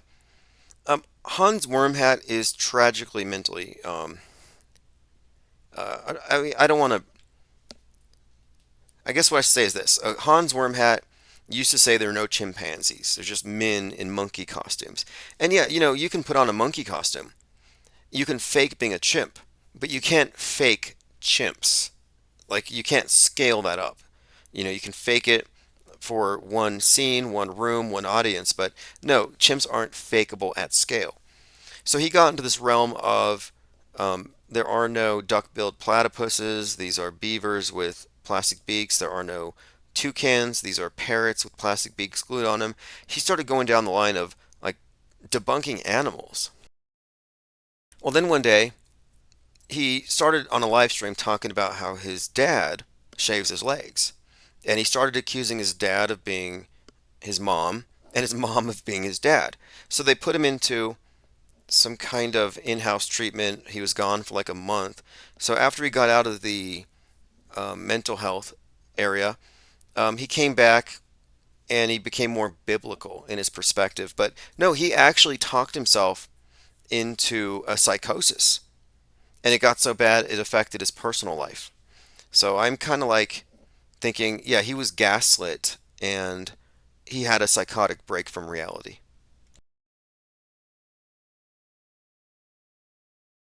777 says he was likely a Fed. Yeah, I tend to think that anonymous accounts that are very big, that non-stop post repetitively all kinds of ridiculous stuff like this, I think they might actually be there to, it's an active measure is what you would call it. An active measure is, it's a deliberate attempt to sabotage the perception of an entire demographic. And I think that he might be part of that. There's someone out there, big channel, he's like, Kamala Harris is Prince.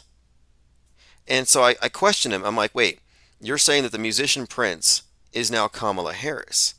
Are you just doing this for clicks? Are you a troll? Are you lying for fun? And I caught all kinds of flack. They said I wasn't open-minded. I'm like, wait, what does this have to do with separating fake from real if you're going to provide bad evidence and ridiculous claims and you're not going to substantiate them? So I did his homework. I'm like, well, if you're right then Prince was dating Montel Williams in 2001. How do you explain that? Schizo-LARPing. Could be. So he gets mad at me for pointing out the inconsistency in his thing. He's like, well, I was just saying.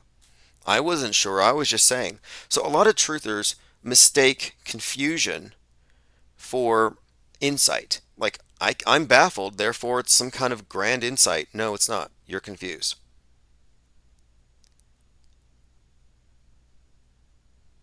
But yeah, this birds aren't real, and similar things are part of a discrediting operation. Sure, I think it's a attack on your cognition. I feel the same for the Mandela effect. Because if you're falling for this stuff, it means you haven't figured out their sleight of mind. It means you haven't figured out what a loaded question is. You haven't figured out how they could smuggle a premise and corrupt your entire interpretation of something factual.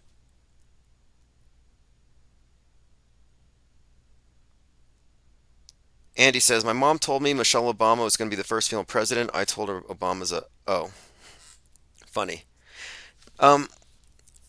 You see, I think that too. I think there's a lot of stuff that's put out there to discredit people. And that's why I want to point out too, I'm anti-anti.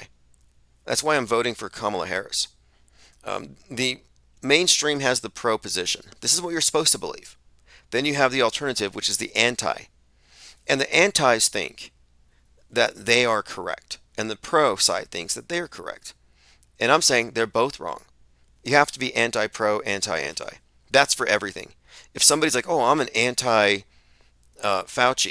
it's like, well, I have to be anti-Faucis. Because the anti-Faucis are playing the same game as the pro-Faucis. If you're an anti-Fauci, you're actually on the same team. You're on Team Fauci. And people don't want to hear this, especially if they've taken the hardline anti-position on that side of the political horseshoe. It's like you took a position in the Psy-War. It's not my fault that you're playing a losing game. I often quote war games. It's a strange game. The only winning move is not to play. Like, I'm not playing their game. And if you're taking the anti-position, you are. And if you're playing the game, you're basically a pawn in this chess game. And the programmers play both sides. So I'm not a pawn in the hands of the programmers. The programmers don't control my life. They might control yours, they don't control mine.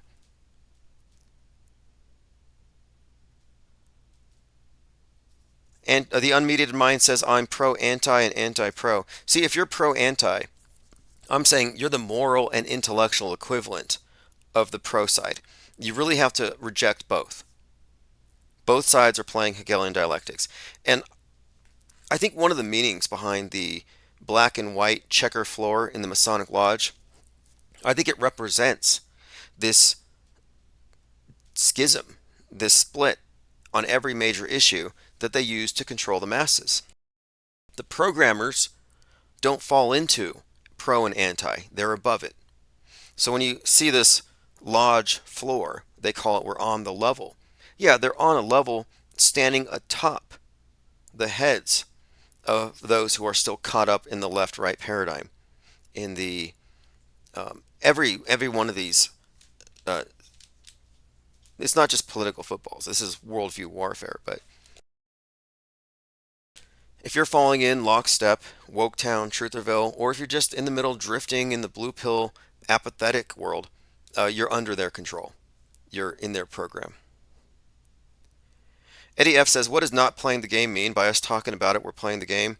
No, there's a difference between playing the game and deconstructing it. You know, I have not been triggered, fooled, manipulated, or tricked by anything on the screen in years.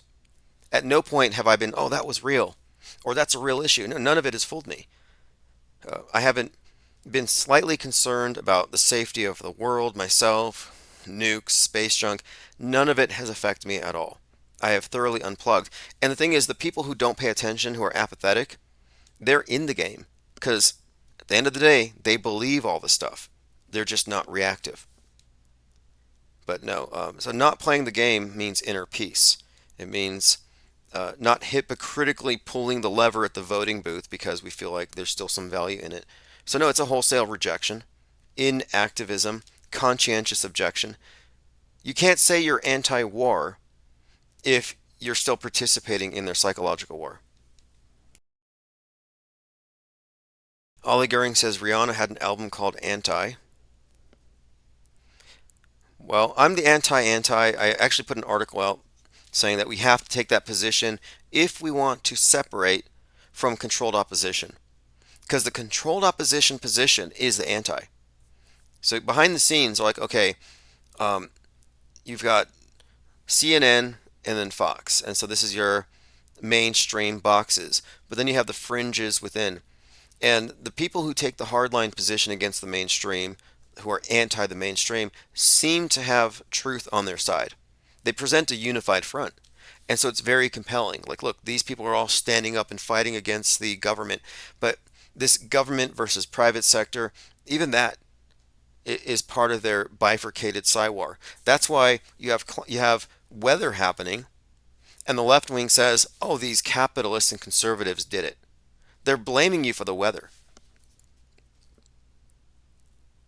So what's more likely?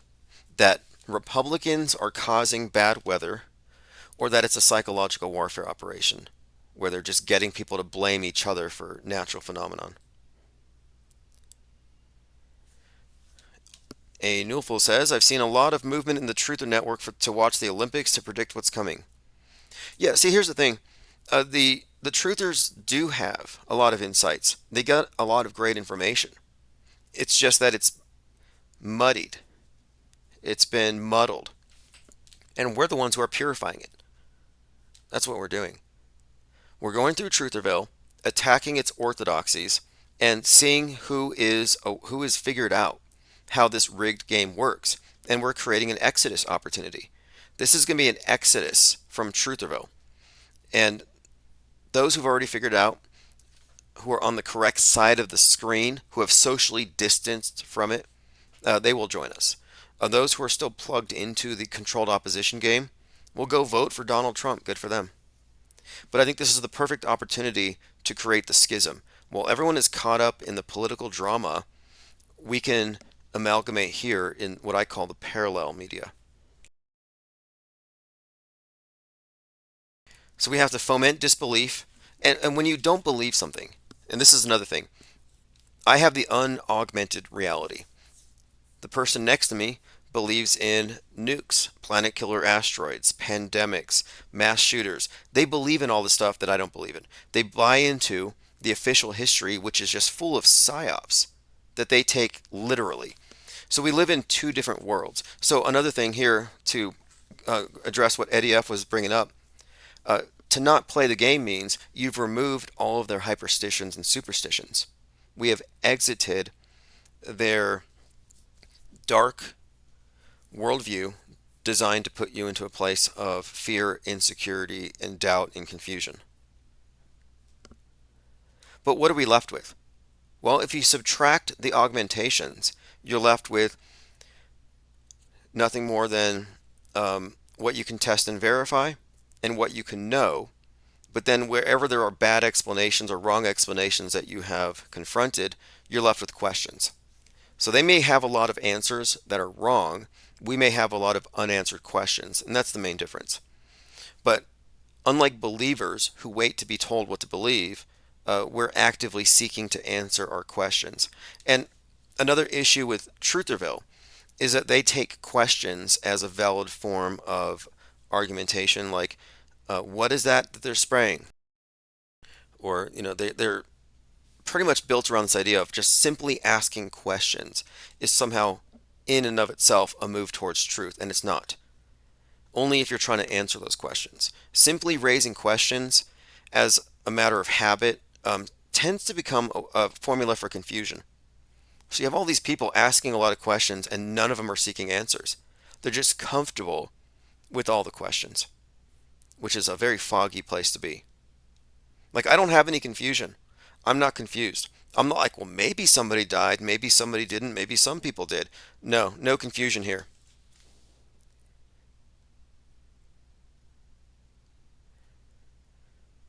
But I'll be watching the Olympics. I'll be watching it, obviously, because the best predictor of future behavior is relevant past behavior, and it seems like they use Super Bowls, they use Olympic ceremonies in order to convey things from the big script. They foreshadow. And this has been a consistent thing, so there's no reason not to look. Even though all the truthers do it, as we do, it's almost like with Super Bowls, it's a truther holiday. None of them are watching the game so much as they're watching to see what happens around the game.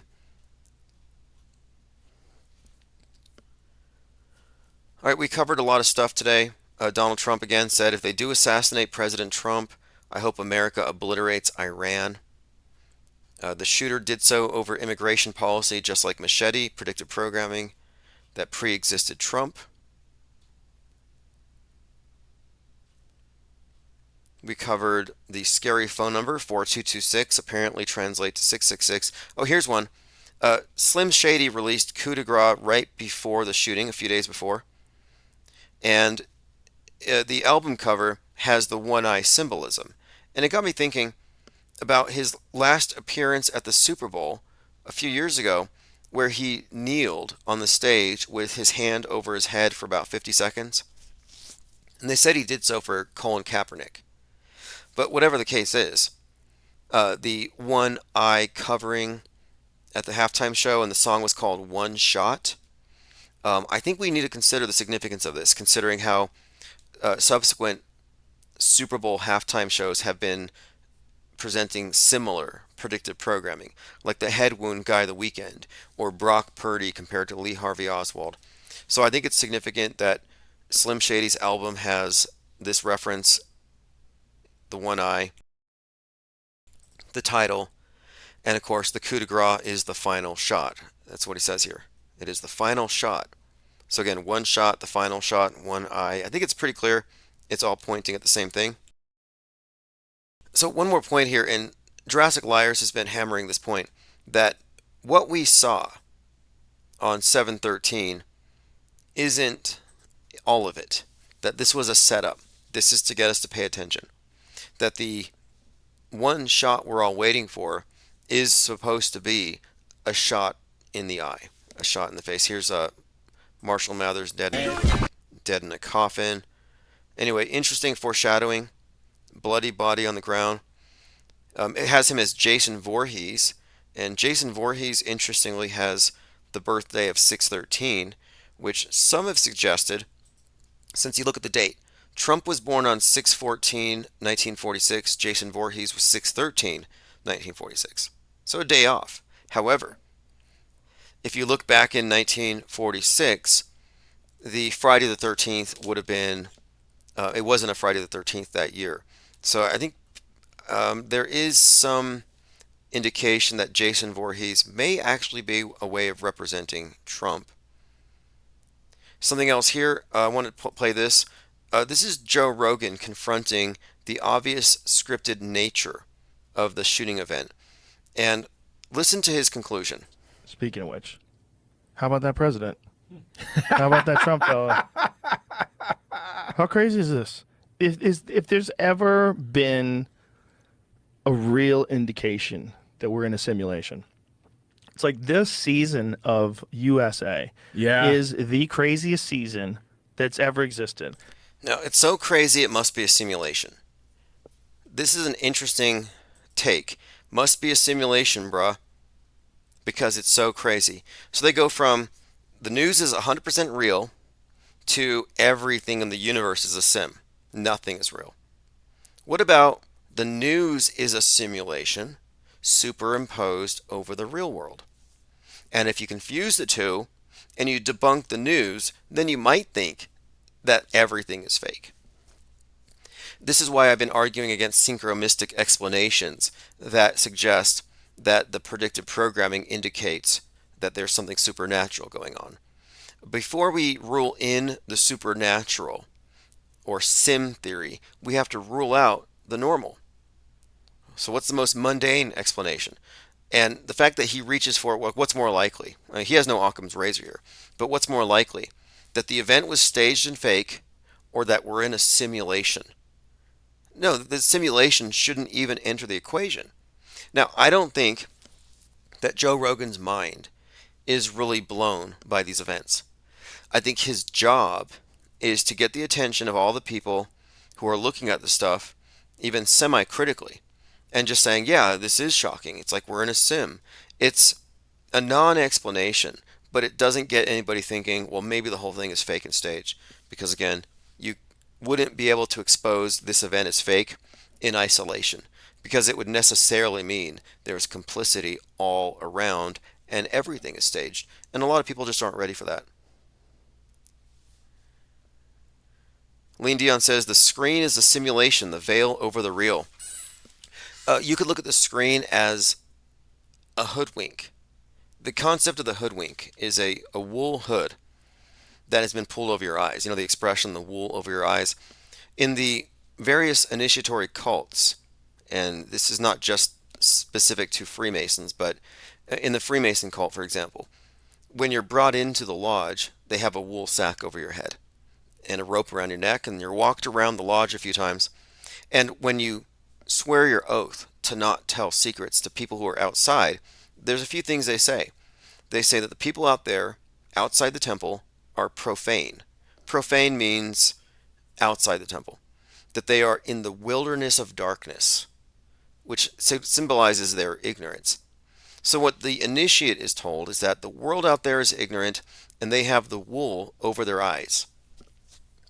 They pull the hood off your head, and now you see the lights on the altar, and everyone around you with their Masonic costumes on, and you're shown the light.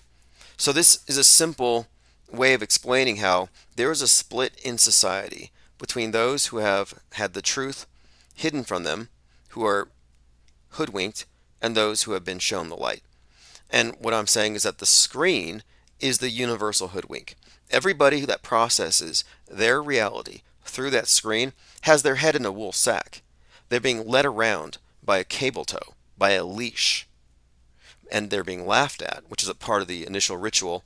Missing a shoe, pant leg rolled up, half your shirt is off, they're laughing at you because you're a fool to them by design. And the people who believe the news literally are fools. The programmers are laughing at you. And you can get instances of mockery in a lot of the bits of predictive programming, the duper's delight.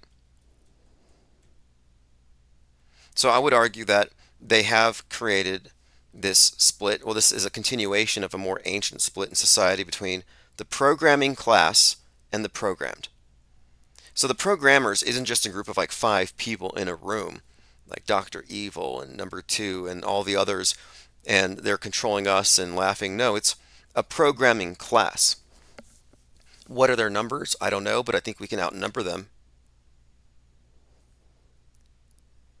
Thomas Hughes says, who then pulled us out of the darkness because we know it wasn't them? Well, this is the thing too. We have managed to figure stuff out. We've spied. I think they would call us Cowans. There's an old term for those who have seen the rites but haven't been initiated or formally trained. Here we go. Cowans and eavesdroppers.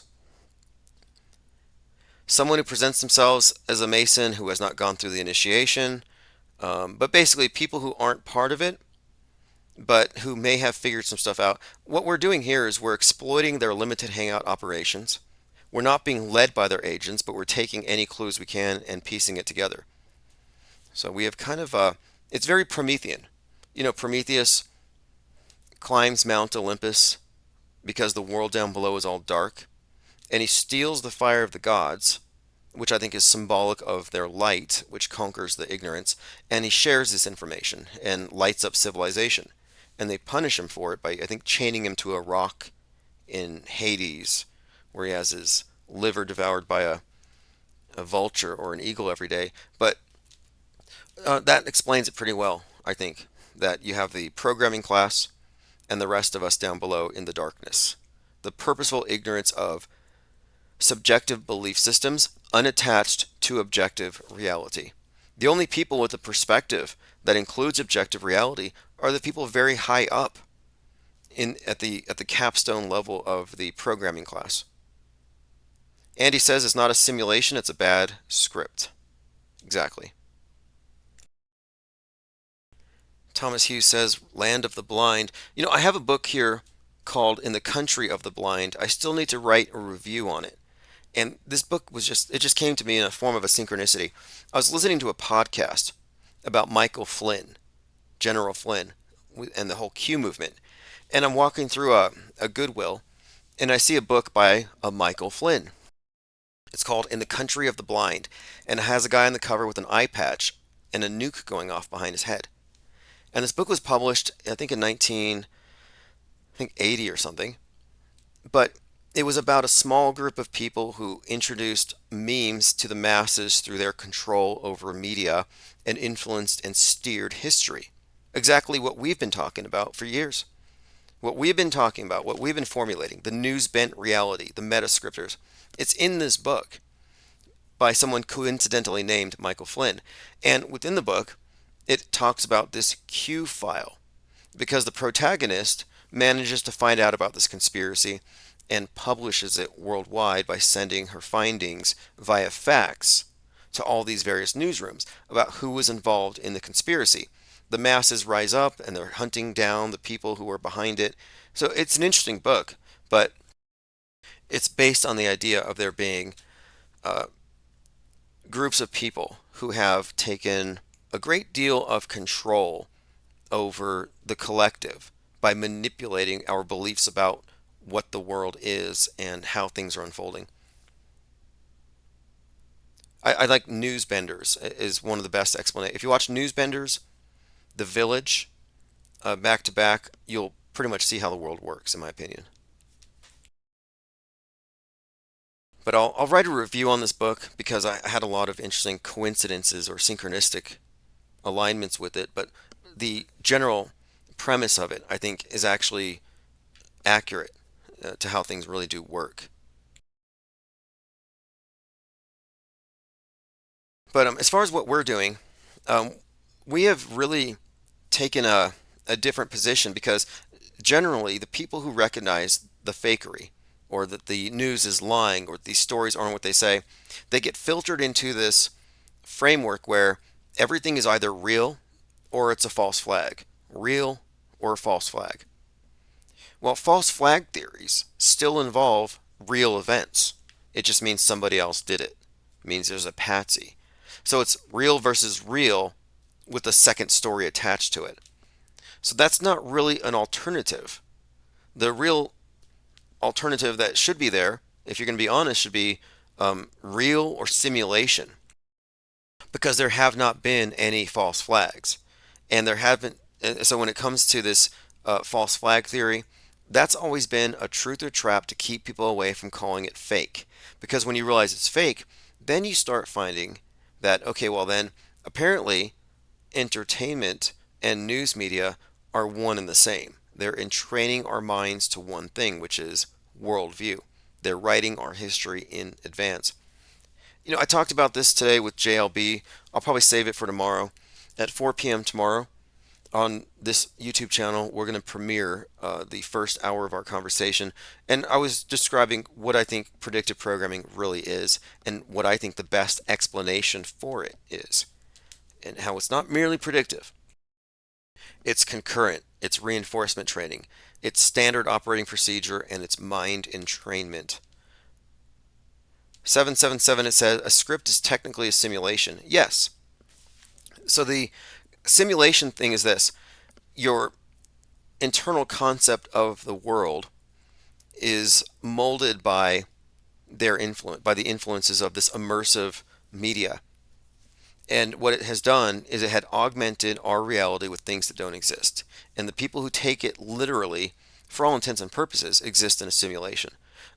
In other words, their world contains a lot of things that aren't really there, and it can be molded from without. Like, for example, they can introduce things that didn't exist, and now they do, and people will respond as though these things are real. These are called hyperstitions. Like the space junk that just punched through somebody's home in Florida recently. Well, space junk wouldn't exist if they hadn't conditioned us with movies to be prepared for it. So when they introduce it, nobody balks at it. We're like, oh yeah, we expected this. It's priming, exactly. Predictive priming, says Lean Dion. It's also useful to look at it as a form of advertising. Advertising works on the premise that you have to be pre-sold something by exposure, repeated exposure a number of times before you're going to just accept it. So you experience many of these news events that we see on the world stage in your mind, in your subconscious, in the entertainment many times before it really happens. I would even say that the first-person shooter games that are so popular are part of this operation.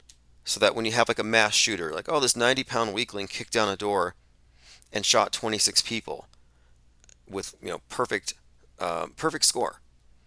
Well, that's not realistic. But if you've been playing video games 24/7 where you're having similar body counts, yeah, it's in your frame of reference that you could actually accomplish this. I think it's part of the saturating the collective psyche with the idea that these things even exist.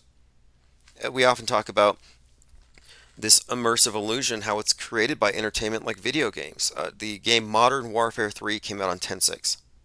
So 10/6 last year, millions of people are immersed in a simulation of war. The next morning, Israel gets attacked on the news, and a lot of the reportage included video game footage, as with Ukraine and Russia. But my point here is that those tens of millions of people who were immersed in the game are far more likely to unquestioningly accept what they're seeing on the news. And the game Modern Warfare, I think that's kind of an ironic title because modern warfare is psychological warfare. It's mind war.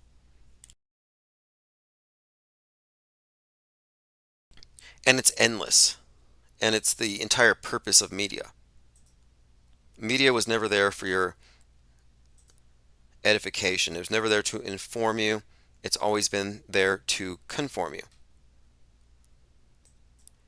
Okay, we covered quite a lot. Again, tomorrow it's going to be premiere, so we'll talk about a number of things there as well. I think we're going to arrive at something here. We have a lot of different views on what predictive programming means, but I think that we've moved everything forward a little bit. I think we've raised standards of evidence for what we should accept, what we should remain agnostic about.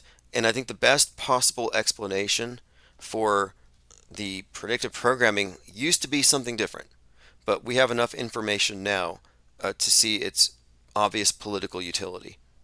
So it's not a conspiracy theory to say that there is a one world government and a one world religion.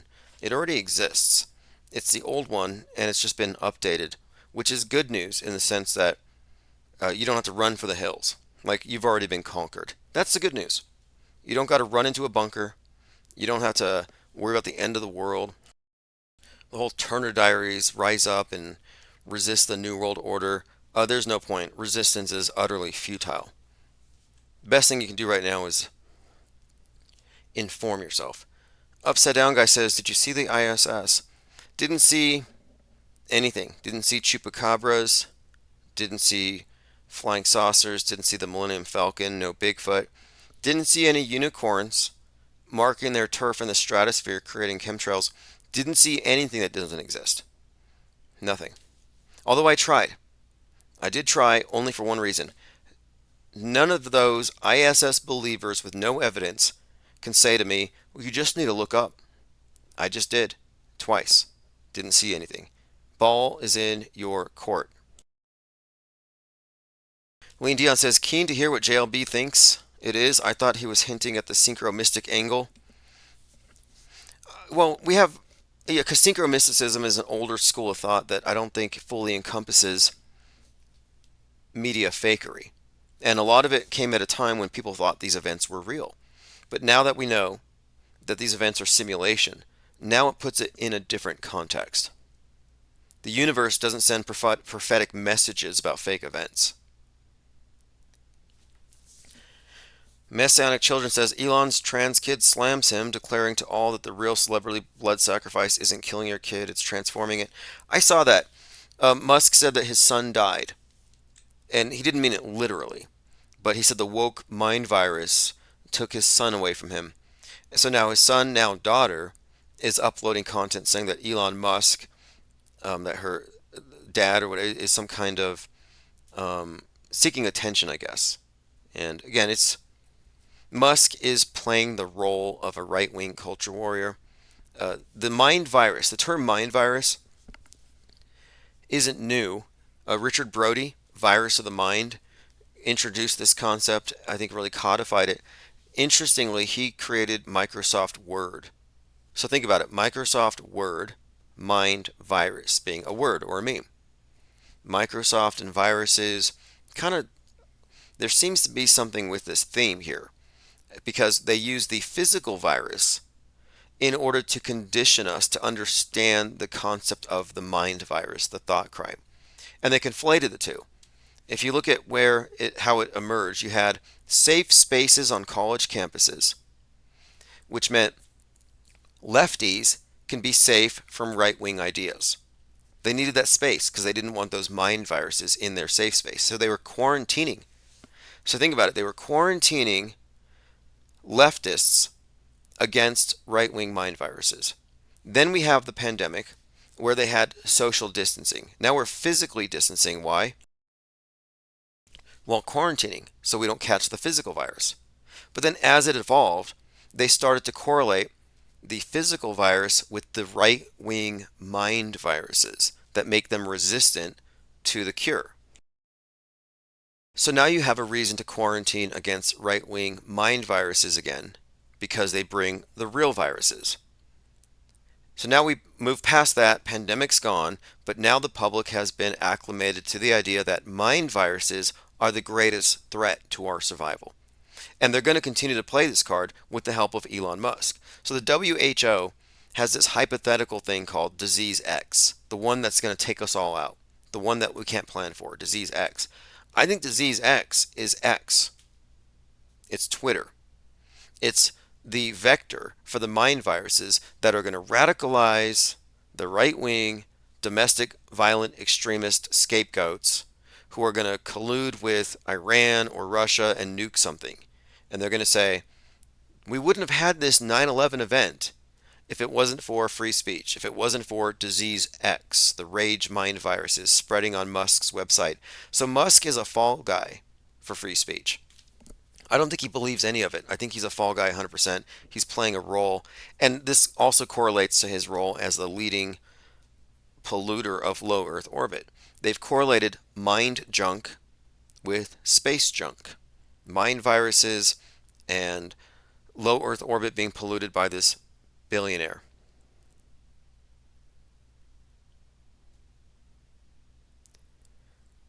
Mr. Beast with infinite Illuminati money to throw around, says 777. Yeah, Mr. Beast is the top earning YouTuber, and there's some drama with him right now. They disconnected with some. I never quite thought much of him. I never paid attention to him until JL brought him up. And apparently Mr. Beast's real name is Donald. Mr. Beast is Donald. What's his last name? Oh, Donaldson. Mr. Beast, his name is Donaldson. Jimmy Donaldson. Now, when was Jimmy Donaldson born? I'll have to look.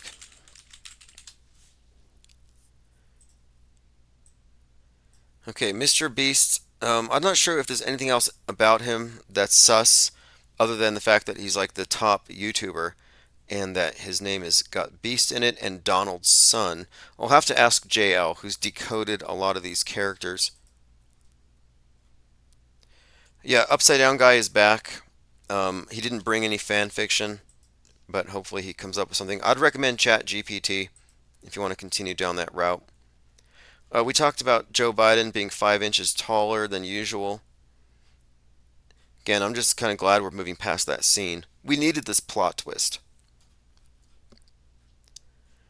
Predictive programming in a movie called Upload. A 2020 Amazon Prime releases a show called Upload. A lady points to a poster. It has Oprah and Kamala Harris for 2024.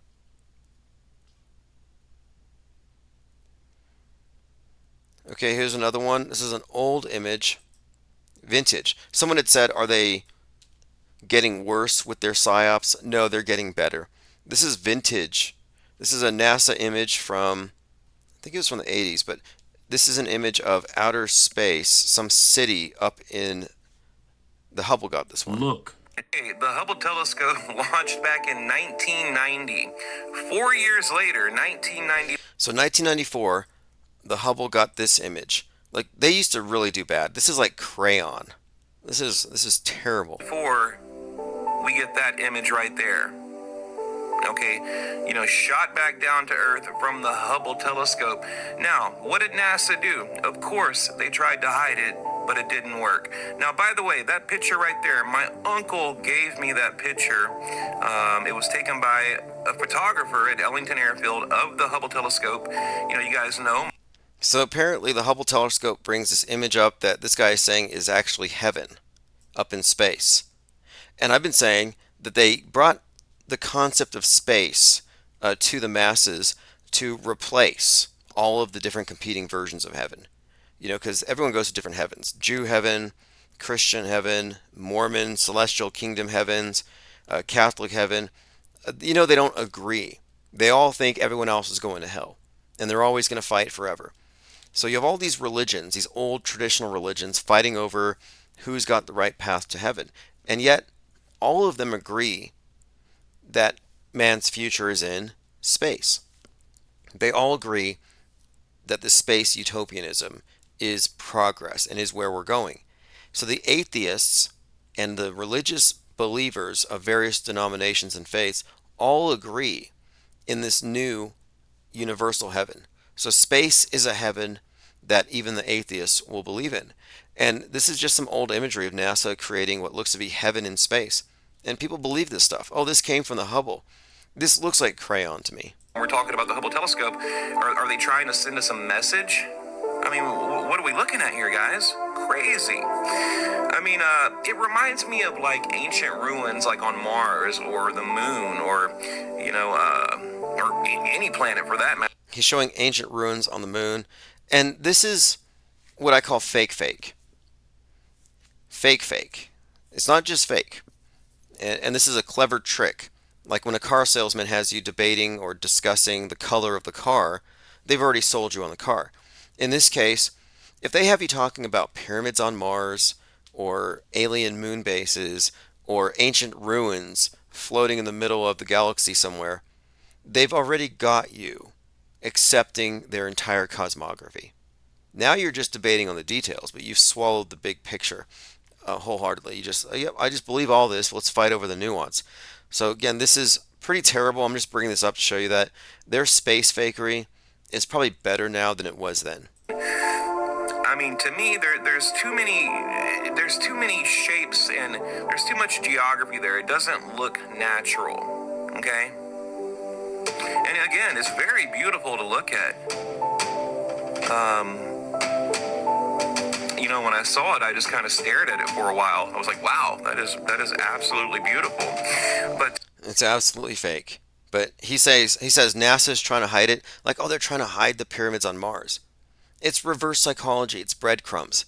They're trying to get you to try to follow it because it makes you a deeper believer. Yeah, they saw heaven. Upside Down Guy has gifted some memberships, so a number of you have Blue Wrenches, Salty Siren, FMGR, Bach Precision, Hellbilly Homestead, Travis Cloud, Anufo, Lean Dion. All of you have Blue Wrenches. Me and my drone. In fact, if you've been lurking, you might be brought out into the light when you get handed your wrench. Scott Rankin, Roxy W, T-Rex in Space has received a blue wrench. David Hazel says, but must 72 virgins. Speaking of that, the incel is the domestic violent extremist Magaban counterpart to the jihadi suicide bomber. Suicide bomber saving himself for virgins in heaven, saving himself because Western women are corrupt and evil and it's the great Satan. Well, what are the incels doing? The incels are celibate because Western women are bad, and they're also like suicide bombers. They do their thing and they get killed. MAGA Akbar. But they're also sexually repressed terrorists with an axe to grind with women and the deep state or great Satan. Deep state equals great Satan. Same thing, same targets. Dynamo Hum, Nicotramus, Linda Curtis, Nothing Major, Nicholas Pitts, KKN, Jimbo Akimbo, Neat, Chai Pops, iFepe, Sleepy Random, Michelle Kastner, Space Chimps have all received blue wrenches. Same with Sync Lloyd. Okay, well, I'm going to have to make it a point then to upload some more video content. Bach Precision says, I'm old enough to remember when suicide bombers became a thing in the Muslim world in 1989. Well, I've done this parallel between the MAGA ban, domestic violent extremists, vanilla ISIS, white Al Qaeda, and, well, I mean, I'm pointing out what they've created. Al Qaeda means the base. The white nationalist group that's the feds are always hyping up is called the base. And when you go through it, you find that the MAGA traditional values are actually mirroring a lot of what you would see with the radical Islam, especially with their views toward the West. And this is all by design. They've created this construct. So instead of being radicalized by Quran verses, it's by QAnon verses. The incel is the suicide bomber. The deep state is the great Satan. And if you look at their attitude towards Hollywood, towards feminism, you can see, okay, it's pretty much the same ideology. So the significance of the number 6/11, McVeigh's execution date, as the inverted 9/11, makes a lot more sense when you realize 9/11 and 6/11 represent the external terror threat and the domestic terror threat. Both of these terrorist groups are complete fabrications designed to get the public behind eradicating something. And I think the MAGA construct, the whole QAnon movement, I think all of it was put together here in order to eliminate that entire traditional value worldview construct and remove it as a competitor versus the utopianism that they're presenting with scientism and nasatology. I think it's all being set up for destruction, and that's why it's so obviously being caricaturized. I mean, look at their final story, the Great Awakening. What is the Great Awakening? It's when the QAnoners are able to see all the Democrats, all of the deep staters executed in military tribunals. Many of them want to see decapitations. They have murder fantasies where Hollywood gets killed at Guantanamo. How is that not a holy war? I mean, it is decidedly a holy war. But I'm saying it's also fake, as in it's engineered.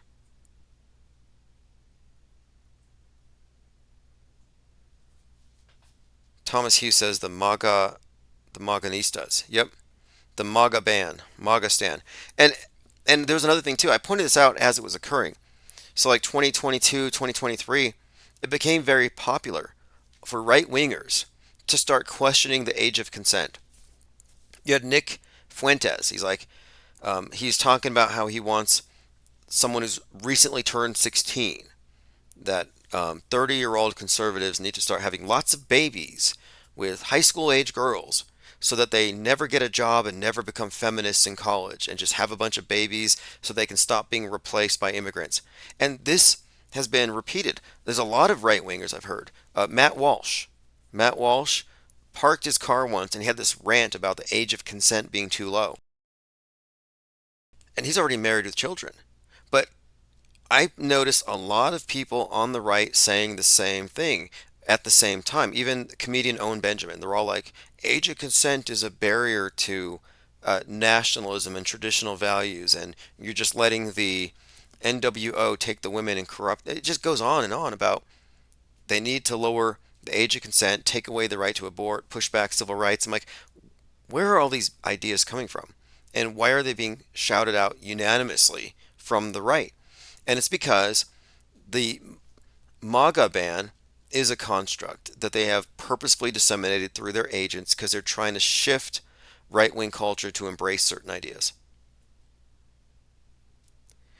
Anufel says, that's actually based, I agree there with Nick Fuentes. Well, Nick Fuentes is a groomer. And some poor 12-year-old somewhere is probably going to be married to him in about 3 or 4 years. and I feel sorry for that person. But no, Nick Fuentes is a terrible racist bigot who's mad that Donald Trump's VP pick isn't married to a white woman and their kids aren't white enough. Yet Nick Fuentes is Mexican or half Mexican. It's like, go move to Mexico then.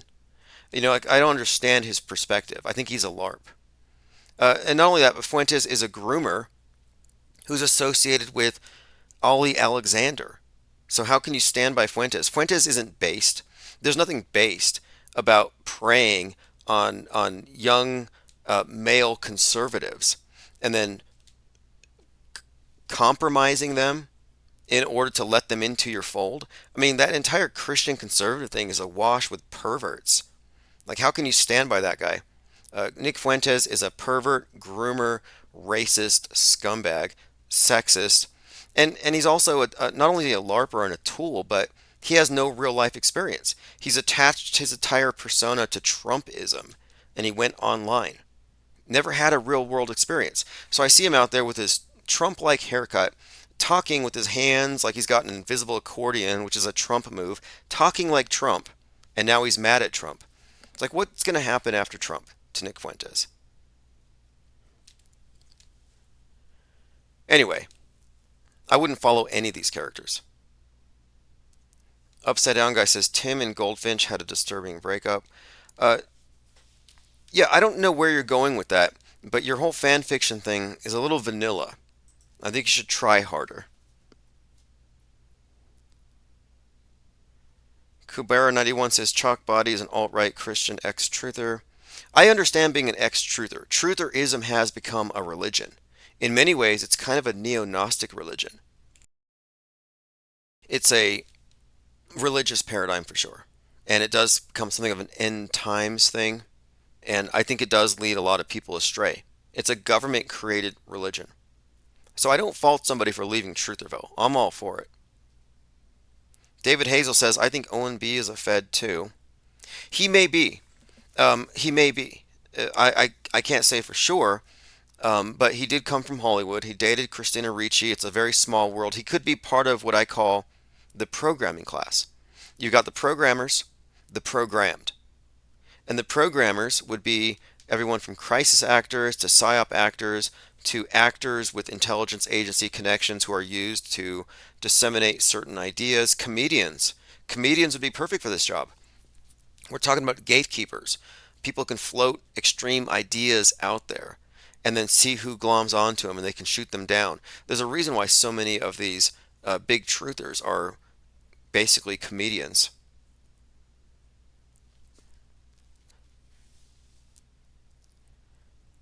Fascinating. Messianic Charlatan says Owen B is Ben Affleck. So is Ben Affleck LARPing as a homesteader, right-wing kind of shock comedian? Maybe. Maybe. He does look kind of Ben Affleck-y at certain angles.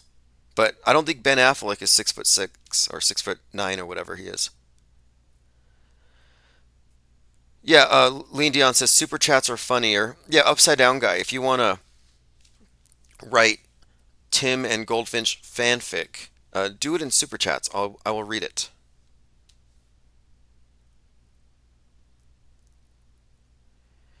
But comedians, though, we're talking about comedians. I think comedians are, and this is like a right, I've noticed this too. There's like comedians and mixed martial arts types that are being used to spread things like flat earth, QAnon. I'm like, why is this?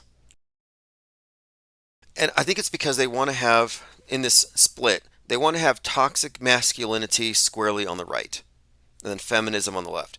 And they keep this divide. It's part of their bigger divide, but they're having these ideas of conspiracy theories and anti-media attitudes associated with the fighters.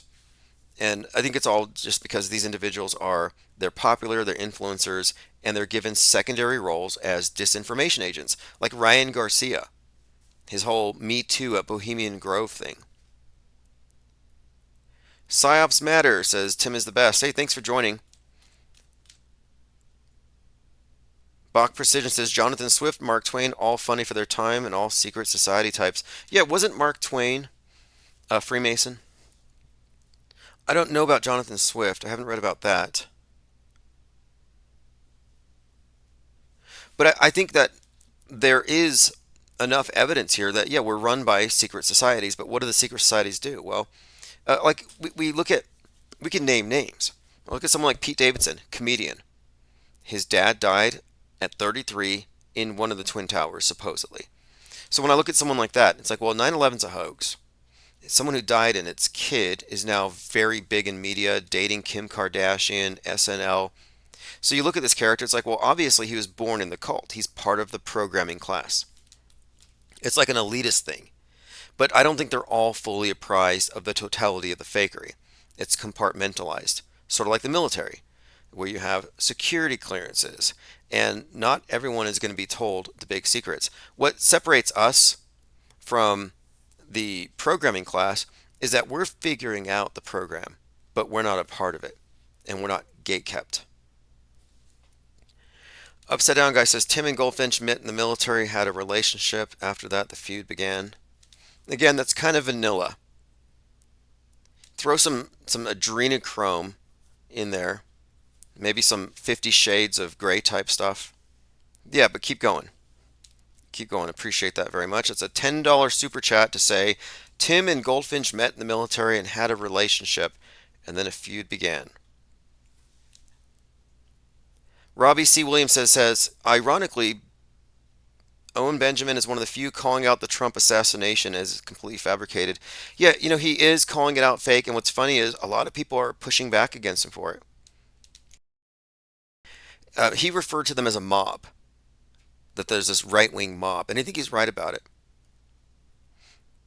I don't follow him enough to really comment very much more. The only reason why we ever talk about Owen Benjamin is that he was at this Flat Earth conference where he was the conference speaker. And that's when we're like, well, who is this person? And why are they bringing somebody out with so much baggage? Because instead of the media reporting on the Earth being flat or people challenging NASA, instead the whole conversation was, oh, this guy uses the N-word in his comedy and he hates Jews. And it's like, oh, there we go again. Eric Dubay all over again, where you have this conversation about your distrust in this agency that's wasting billions of dollars a year, and instead now you're just being branded because some top influencer in this group has these very bad opinions.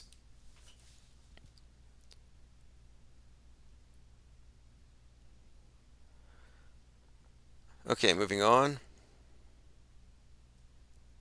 Jake the A-hole says, I lost 250 subs for calling the Trump event fake. I was surprised that many Trumpers were following my channel. Right. I'm at the point here where the truth is all that matters to me. And if the people are going to filter themselves out because the truth offends them, let them go. We have to quarantine. Consider that an improvement.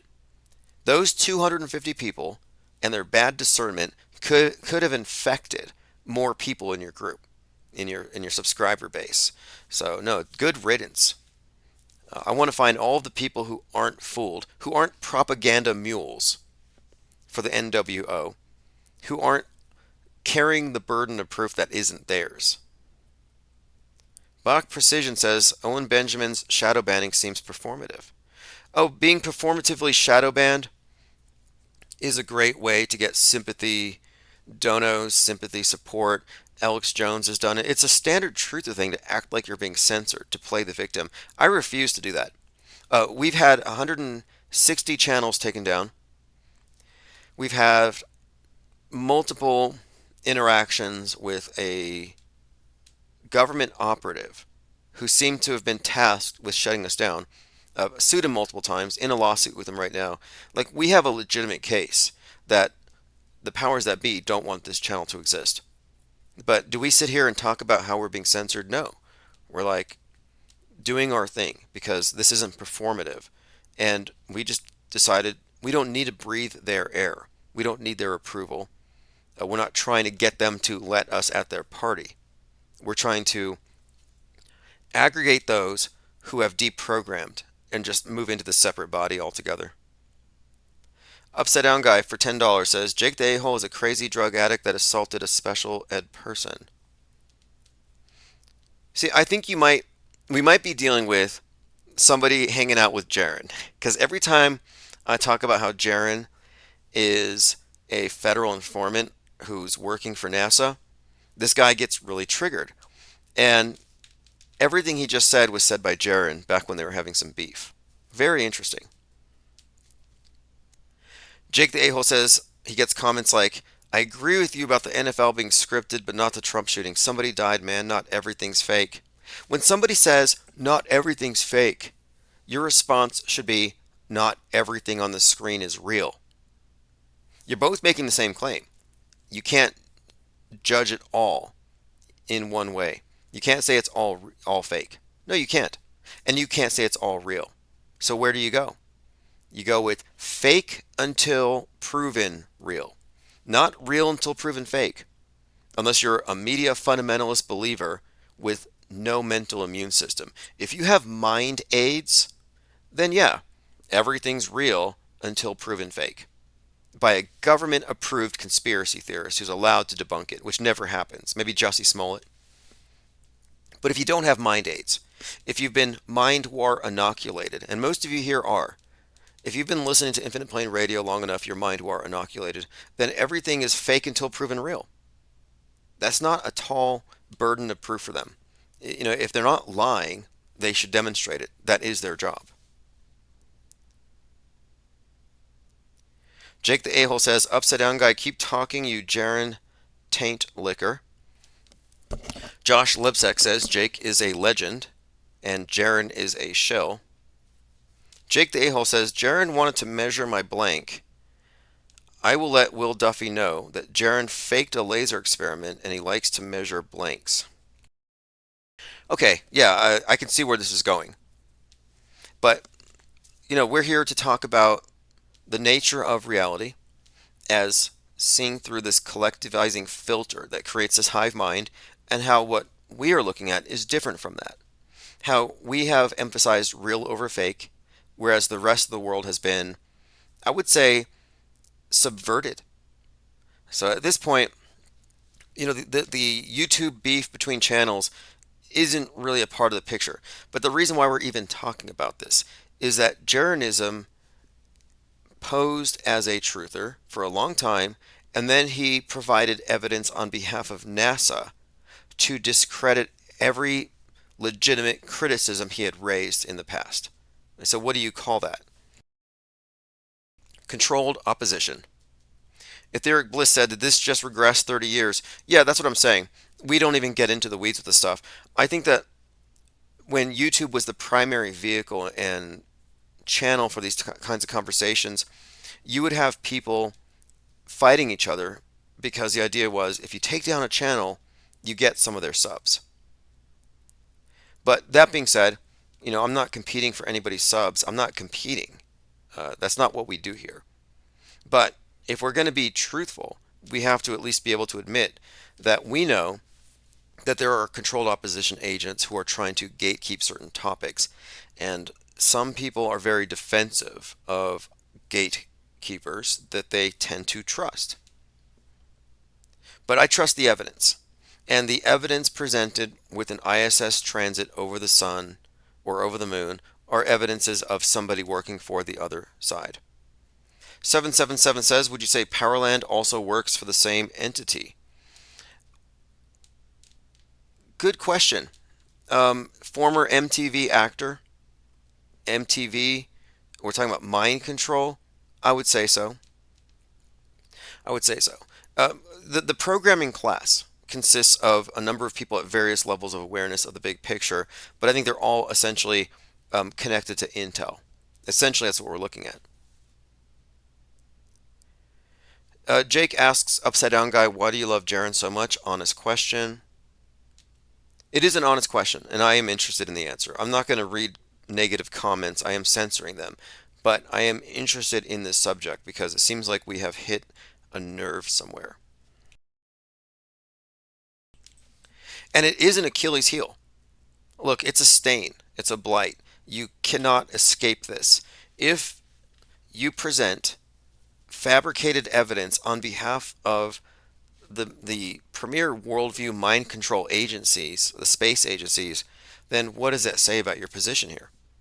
Outer space doesn't exist the way they describe it, but you could look at it as a metaphor for inner space.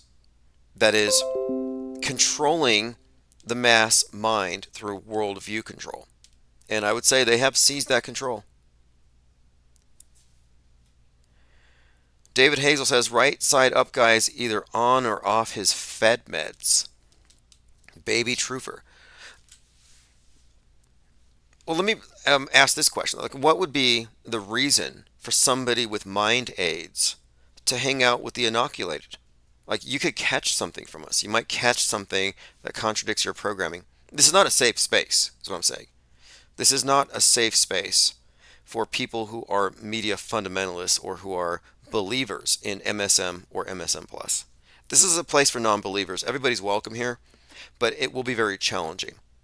And what we're aiming for here long term, paradigm shock to the system. Paradigm shock to the system. And what I mean by this is the weight of our criticism combined with our methodology employed by an increasingly large number of people will become unignorable after a point where if you have a lot of people calling out an obvious operative who's obviously pushing a psyop, a false flag narrative for bad evidence, they're going to have to buckle at some point. But we need numbers on our side. And right now, auto hoaxers are outnumbered by Mandela affected. We're outnumbered by QAnons. We're outnumbered by anti-vaxxers. We're outnumbered by all kinds of non-skeptical tribes of truthers. And that can change. A Newful says, we cure the zombification of the masses using words and logic. Yeah, it's actually a matter of deprogramming. If you look into cults and group think and cult mind control, there's an entire process where somebody becomes subservient to the group. And there's a process that someone has to go through to exit the group. There is a deprogramming process. Worldview warfare deposes the ego, the self, as a final arbiter of what someone believes and replaces it with what the group believes. Well, the media has done this en masse. And deprogramming takes work at the level of the individual. You can't pull somebody out of the box. You can't wake them up with red pills. Upside Down Guy says, I follow CNN and mainstream media. What they say is true. That may be, but what do you get out of it? Like, if you don't work in media, if you're not part of media, why would you want to fight on their behalf? Like the state governments of the world, the governments of the world, the state, the world state church, it wants us to believe in nukes, which are fake. But I don't want people to not believe what the TV says. So let me go to the skeptics and try to stop them. Like, I don't know what your point is. Like, you're not going to stop us. Fake dead kids' lives don't matter. We don't care about any of these contemporary myths. We're not moved by it. We're not swayed by it. We're not emotionally triggered. In fact, a lot of these things are entertaining for us.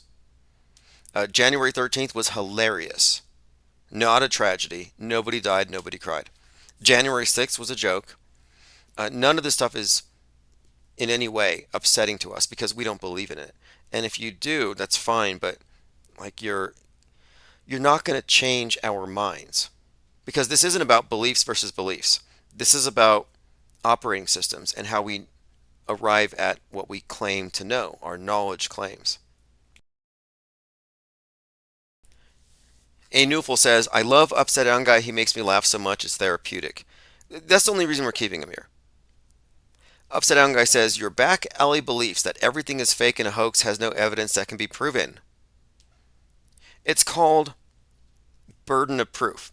If I'm a liar and I tell you 10 lies in a conversation and you call them fake or you say you don't believe me because I don't provide evidence, the burden of proof is on me to provide the evidence, not on you to believe it.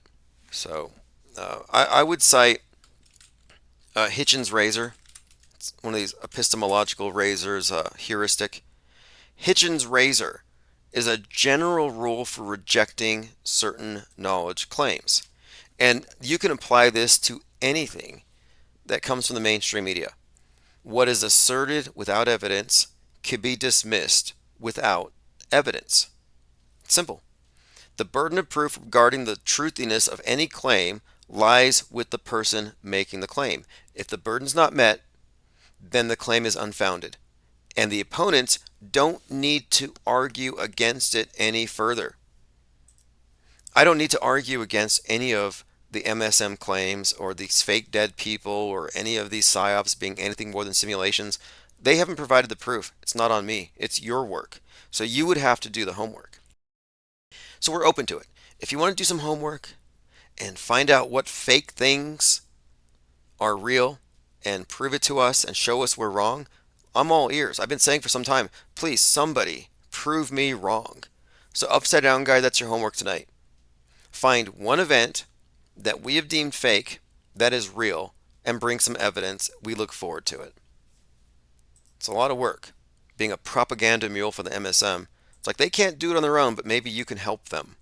Maybe you can help CNN, Fox, you can help the BBC. Maybe you can help the Associated Press out and push back at the non-belief. Maybe you could join the Parkland High School students with the Birds Are Fake movement, and you could become a Birds Are Fake activist in order to fight back against those of us who don't believe the news.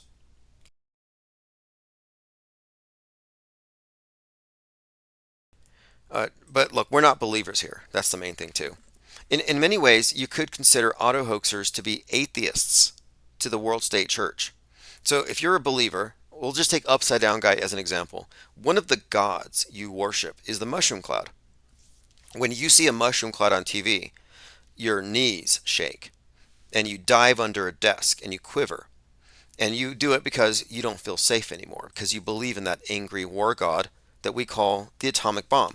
So while you're there, Upside Down Guy, under your desk, quivering and wetting your pants, we're laughing. We're laughing because we think the special effects are terrible, but you're terrified. And that's one of the main differences, is that you choose to believe in it because you're a media fundamentalist. And we're non-believers. We're atheists. We don't believe in the mushroom cloud god that has you so scared. We reject your God constructs. I don't believe in Gaia.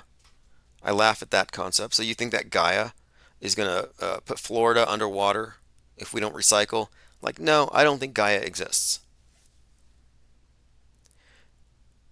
Jungle Jim, Cleodessa, Signs of Privilege, My Third Eye, Max Carter, Vanden, T-Dog135, Buzzy, Ro Knows the Truth, Tricky Woo have all received memberships to the Blue Wrench Lodge, courtesy of Upside Down Guy.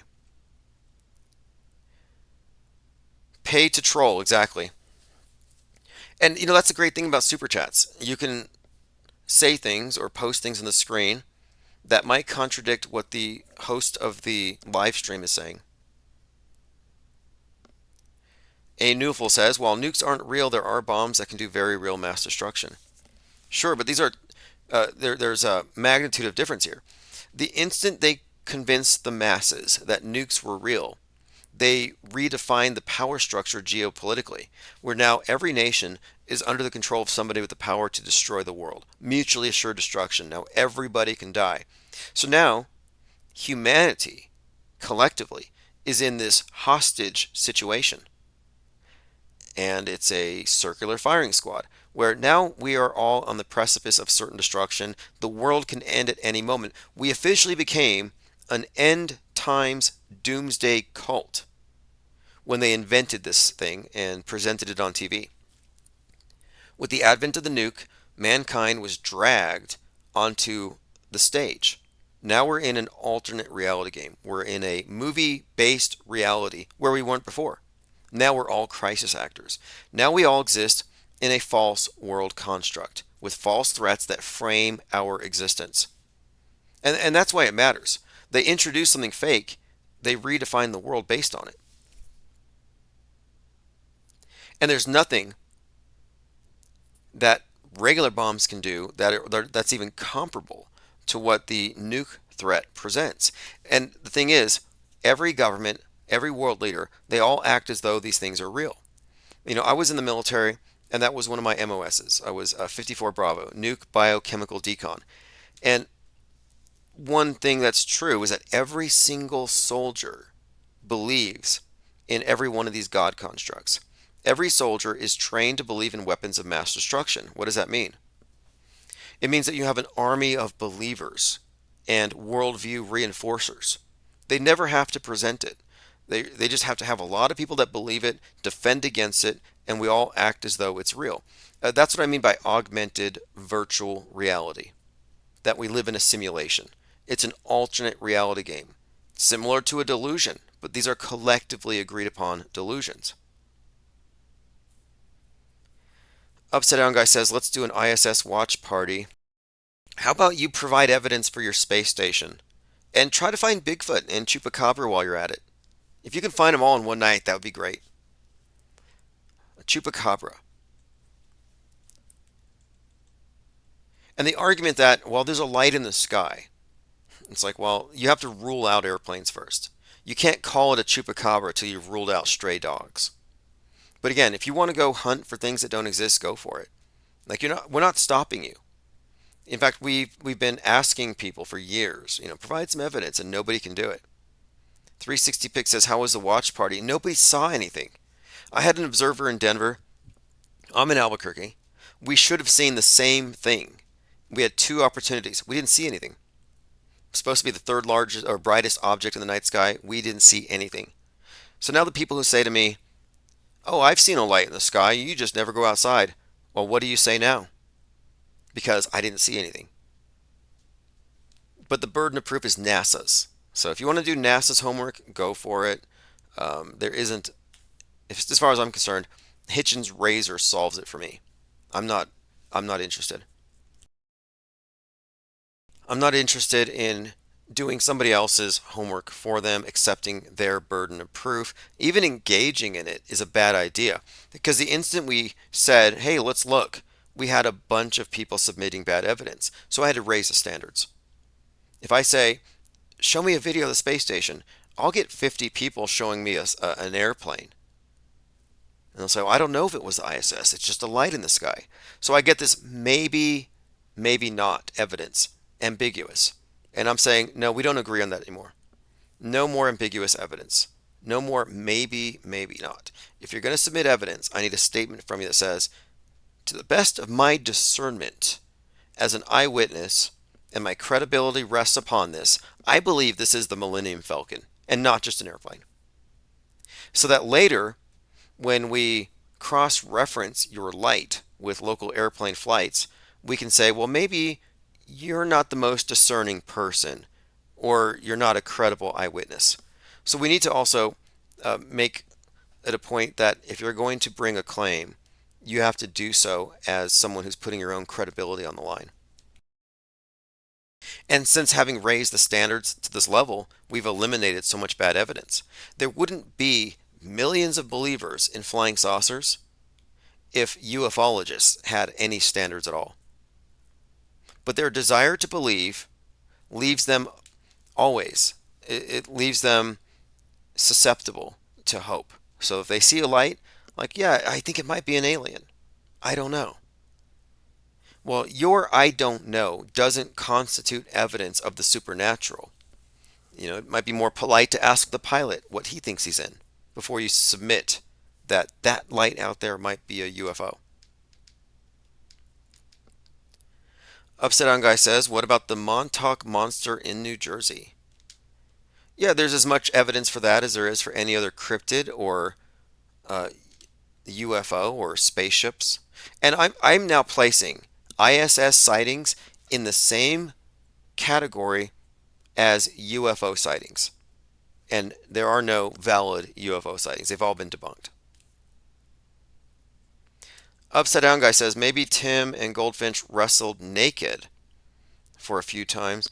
You seem to be fixated on this theme here, which is really interesting. I'm not really sure what it says about where your mind's at. But let's say it's true. What then? What then? Like, what does that have to do with worldview warfare being deconstructed by a growing mob of skeptics who just find it to be entertaining to deconstruct lies and to be removed from the mind war? Like, what does it have to do with it? Personal attacks or distractions. I try to avoid this stuff. And it's not going to go anywhere anyway. Most of the people here are very serious. Like, we're actually serious. We are serious here. We are objective driven. We have a purpose. We have been refining what we do. And so that's really all I have to say about it. I'm not in the business of banning people, but I do appreciate having some kind of a devil's advocate presence at times to do their best to see what sticks and nothing ever does. Jay Digg says there's a light up there when they say it is. Is there? I don't believe that. I don't believe it. If you say that there's a light in the sky, well, there's no such thing as a light in the sky. A light must have a source. There are no, oh, it's just a light. Like, what do you mean, like a fairy? An orb? Like, what do you mean, just a light? There is no just a light. Lights are man-made. Now, you could say it's a star or a celestial light, but that wouldn't explain what is claimed as far as its movement. So, no, you can't just say it's a light. That's not an explanation. That's not an answer. But you say there's a light up there. I say, prove it. The burden of proof is on you. And the fact that we've had years and years of this and no one has done it is conclusive to me that there isn't anything. But you know the standards of evidence, and I look forward to anyone else also who wants to try to prove the existence of a starship. Upside down guy, $20. Everyone thinks Tim and Goldfinch are spatting. I don't know if this is going to get you anywhere. I don't know if this is going to get you anywhere as far as like, there's no real comedic value in it. But whatever. I think you need better material. This Tim and Goldfinch are in love. Like, it's not even an insult necessarily. It's just kind of pointless. But yeah, you might be able to come up with something. I recommend Chat GPT. Oh, check this out. There's a Pokemon character called Gumshoe. Speaking of the ISS, I often say, when people tell me, oh, you can see the space station, just look at the app. I'm like, well, I can find Pokemon, I just look at the app. Well, there's a Pokemon character called Gumshoe who looks exactly like Donald Trump. I think you would all agree. Well, zoom in on Gumshoe's ear. Now, I don't know if this constitutes predictive programming, but the Pokemon with Trump's hair has a clipped right ear. Does anybody think there's anything to it? Lean Dion says, keep him coming, upside down guy, comedy genius. Yeah, that might have been funny at some point. I don't know. I don't really see it. I don't think anybody cares. Now, as far as the thing tomorrow, I want to just give you a heads up. Tomorrow at 4 p.m., I will be premiering the Bonversation number 51, my fourth time appearing on there. Jake the A-hole says, yeah, this guy pays to troll Tim. He does. He donates. I think he wants to support the channel, and I'm cool with that. Support it for whatever intention.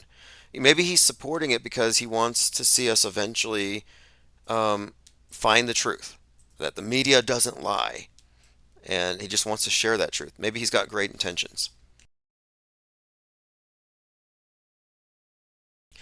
360 Pick says, the Donald Duck face upside down is Donald Trump. That freaks me out. Well, we live in a Disney universe, and that is kind of strange how much Donald Trump saturates our collective psyche. And when you see things, I do believe it goes into the back of your brain upside down and it gets corrected. But look here, it is true that Donald duck upside down does look exactly like Donald Trump. This doesn't shock me one bit. Robert De Niro playing a xenophobic senator in Machete in 2010 foreshadowed the 2024 shooting of Trump, but how could it foreshadow someone who didn't exist in that form in 2010? In 2010, Donald Trump was not a xenophobic politician. How?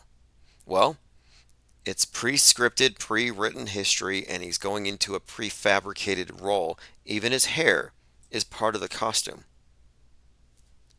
777 says his name is Gumshoe, and Trump says, "Where's my shoes?" after getting his ear pierced. Right. All right, we have a few new blue wrenchers. Don Kane, Kay Swan, Frank Zen, Leo Frigg, and Mimsy Schwimsy.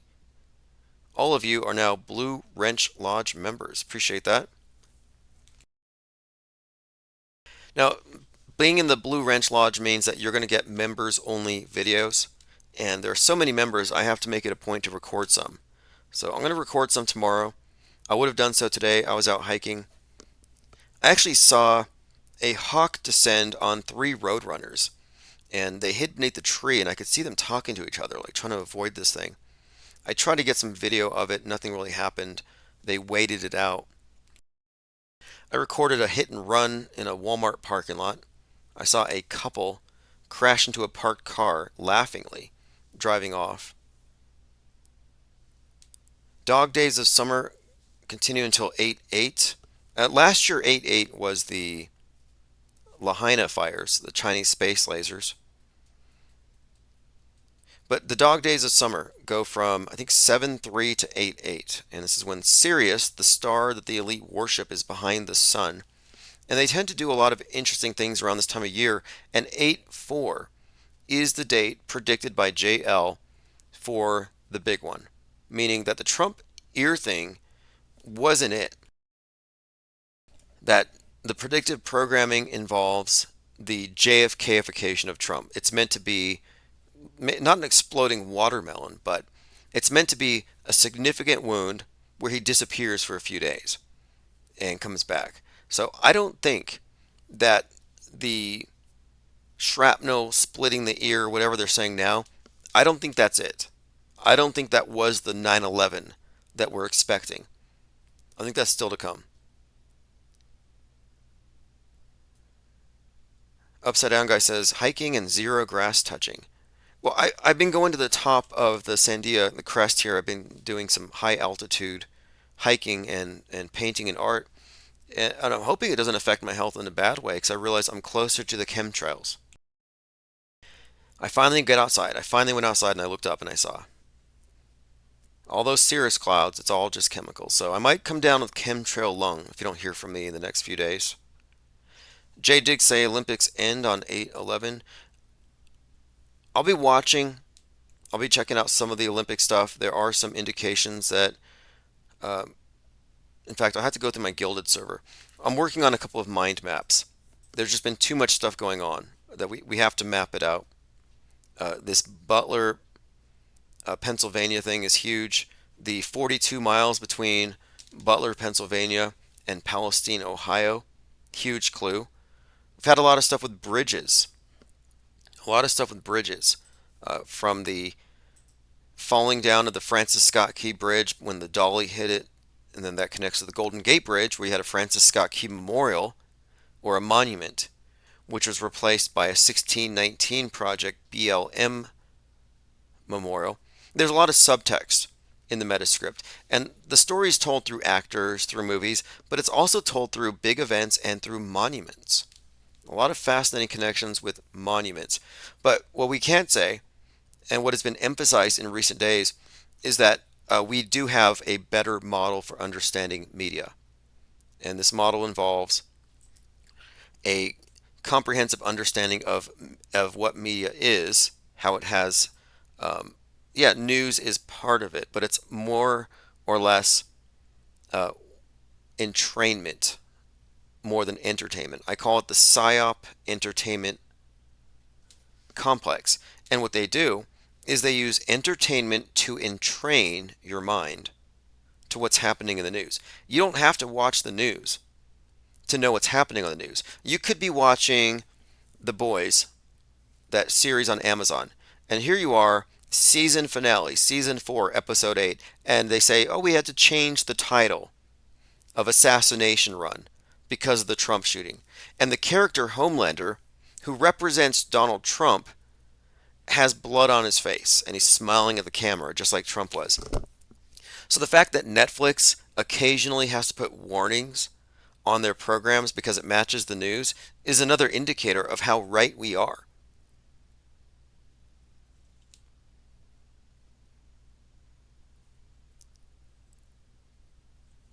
Okay, this has been fantastic. Appreciate all the comments. Thanks again, Upside Down Guy. I know we don't agree on everything, but appreciate the support of the channel for whatever intentions you have behind it.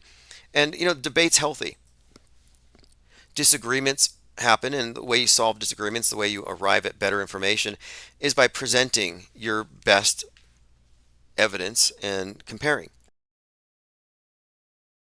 John the Bond and I had a conversation about synchromysticism versus our explanation of predictive programming.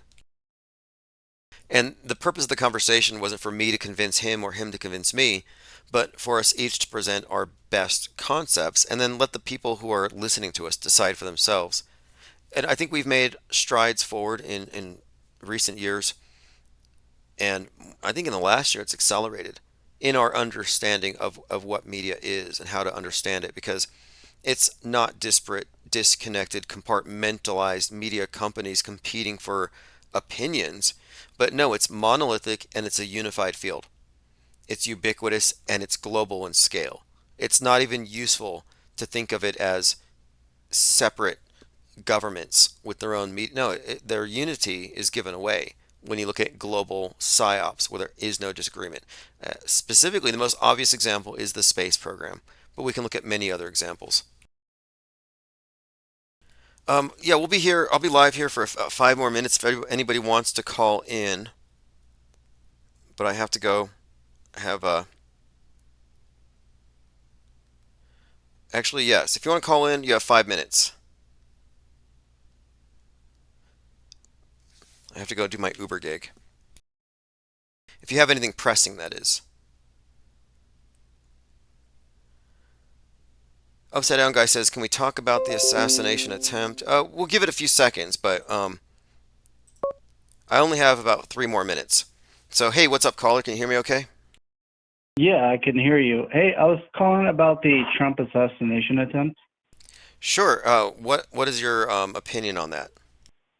I think it's crazy. The first time I heard about it, was one of your videos, and you were replaying the whole situation, I guess like maybe an hour after it happened, pretty quick after it happened.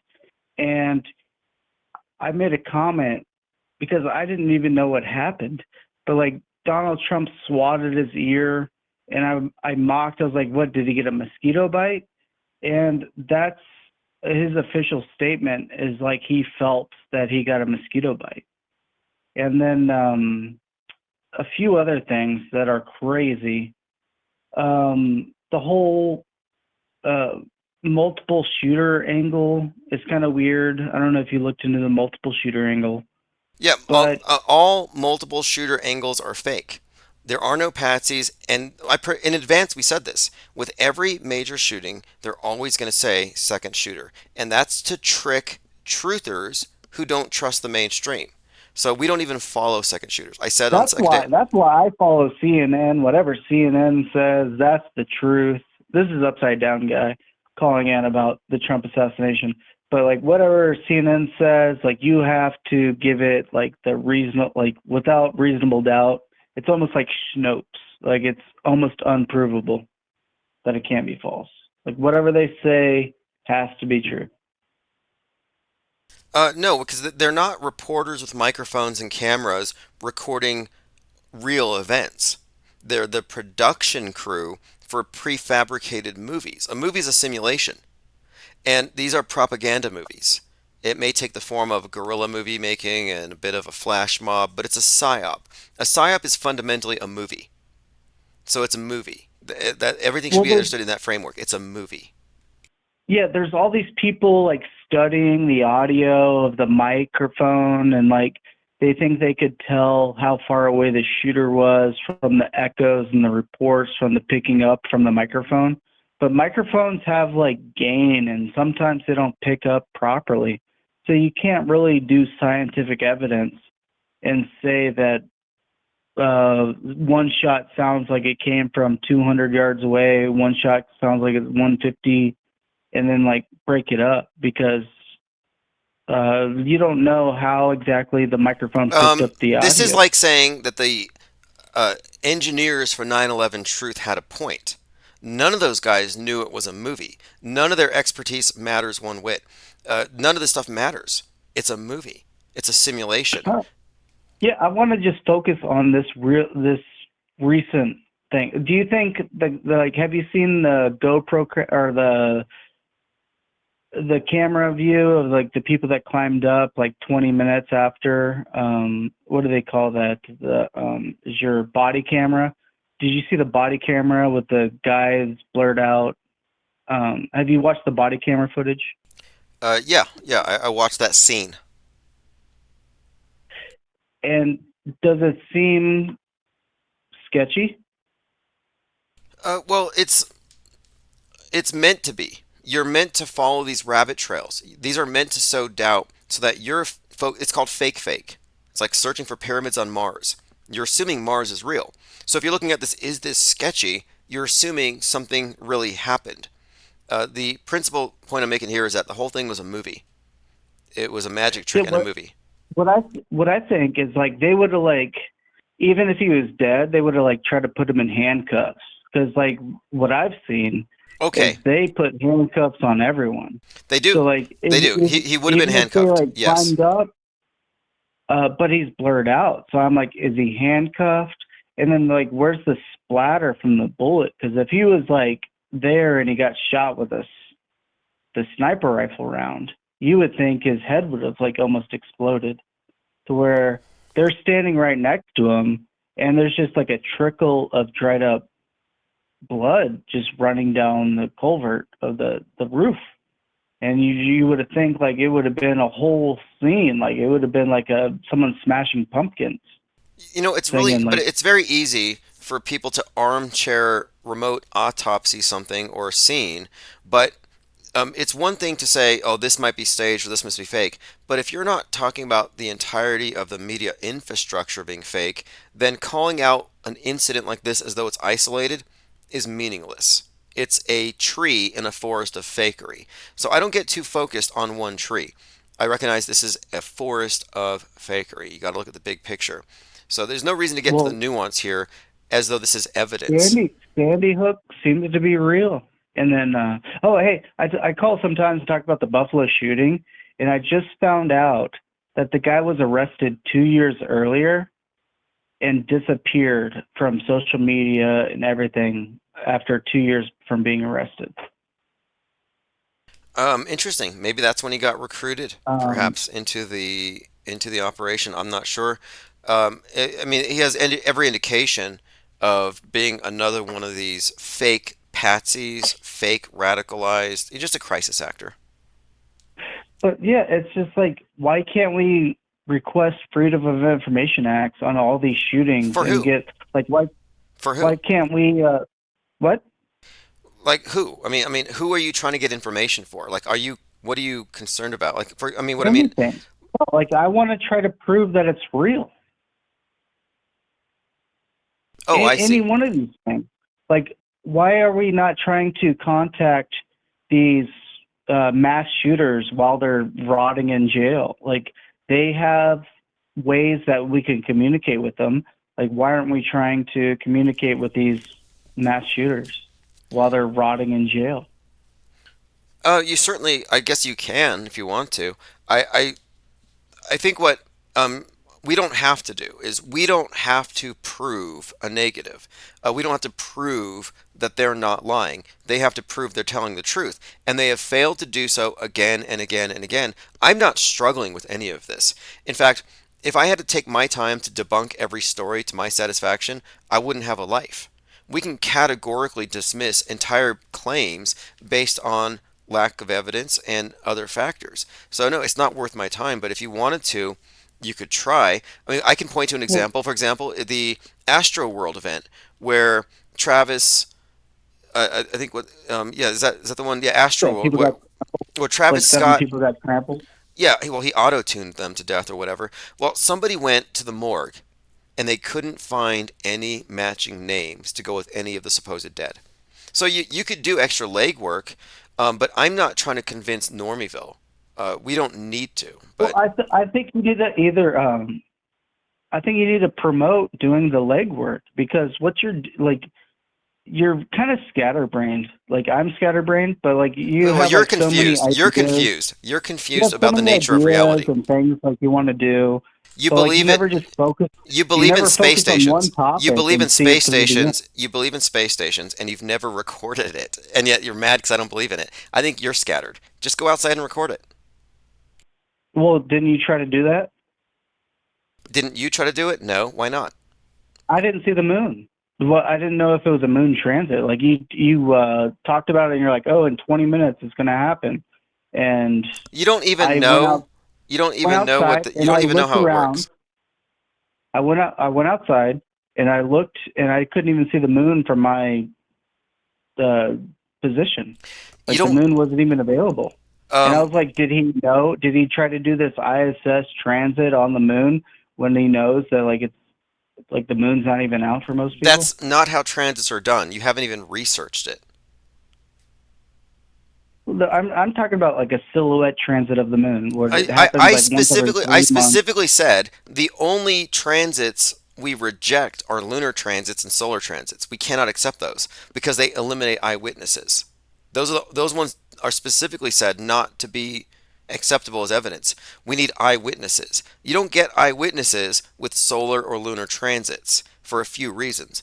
If it's going in front of the moon, for example, you have to catch it as a silhouette. So no, I don't count those as eyewitness.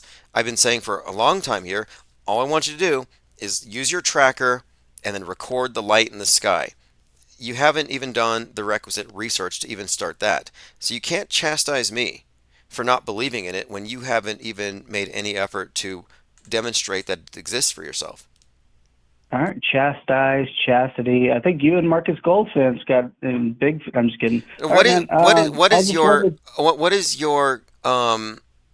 opinion on the shape of the world? Like, are you just stuck on that? What is your reason for defending NASA so vehemently? Well, if you say your opinion, it's an infinite plane. So if someone goes to Antarctica and sees a 24-hour sun, can it still be an infinite plane? No, it's a ball. If it's a 24-hour sun, how do you explain it outside of it being a ball? All right, all right. Well, that's Unless what I'm just. unless there's something else. I mean, I don't know. I'd have to see the information. You were talking From what about I see, from what I see, the evidence of us seeing too far seems too real. I mean, I haven't gone out there and seen too far, but the obvious, well, not obvious, but the evidence that I've seen about all these uh, people showing footage of them seeing too far makes me think that it has to be, or it's most likely flat. And then like them faking the 24-hour sun and doing all these just kind of hoaxes, all these like behind the curve, all these videos, and like you show how they put up optical illusions to think like show that there's a curve, but it's just like an optical illusion, and there hasn't been a proof of the globe without just saying refraction, and what you're seeing here is a mirage. It's weird. well, I hope it's a ball. I think it'd be hilarious.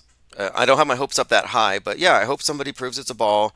But even if you prove it's a ball, you still have to explain why NASA has colored over it with bad CGI. Why are they presenting us with something false?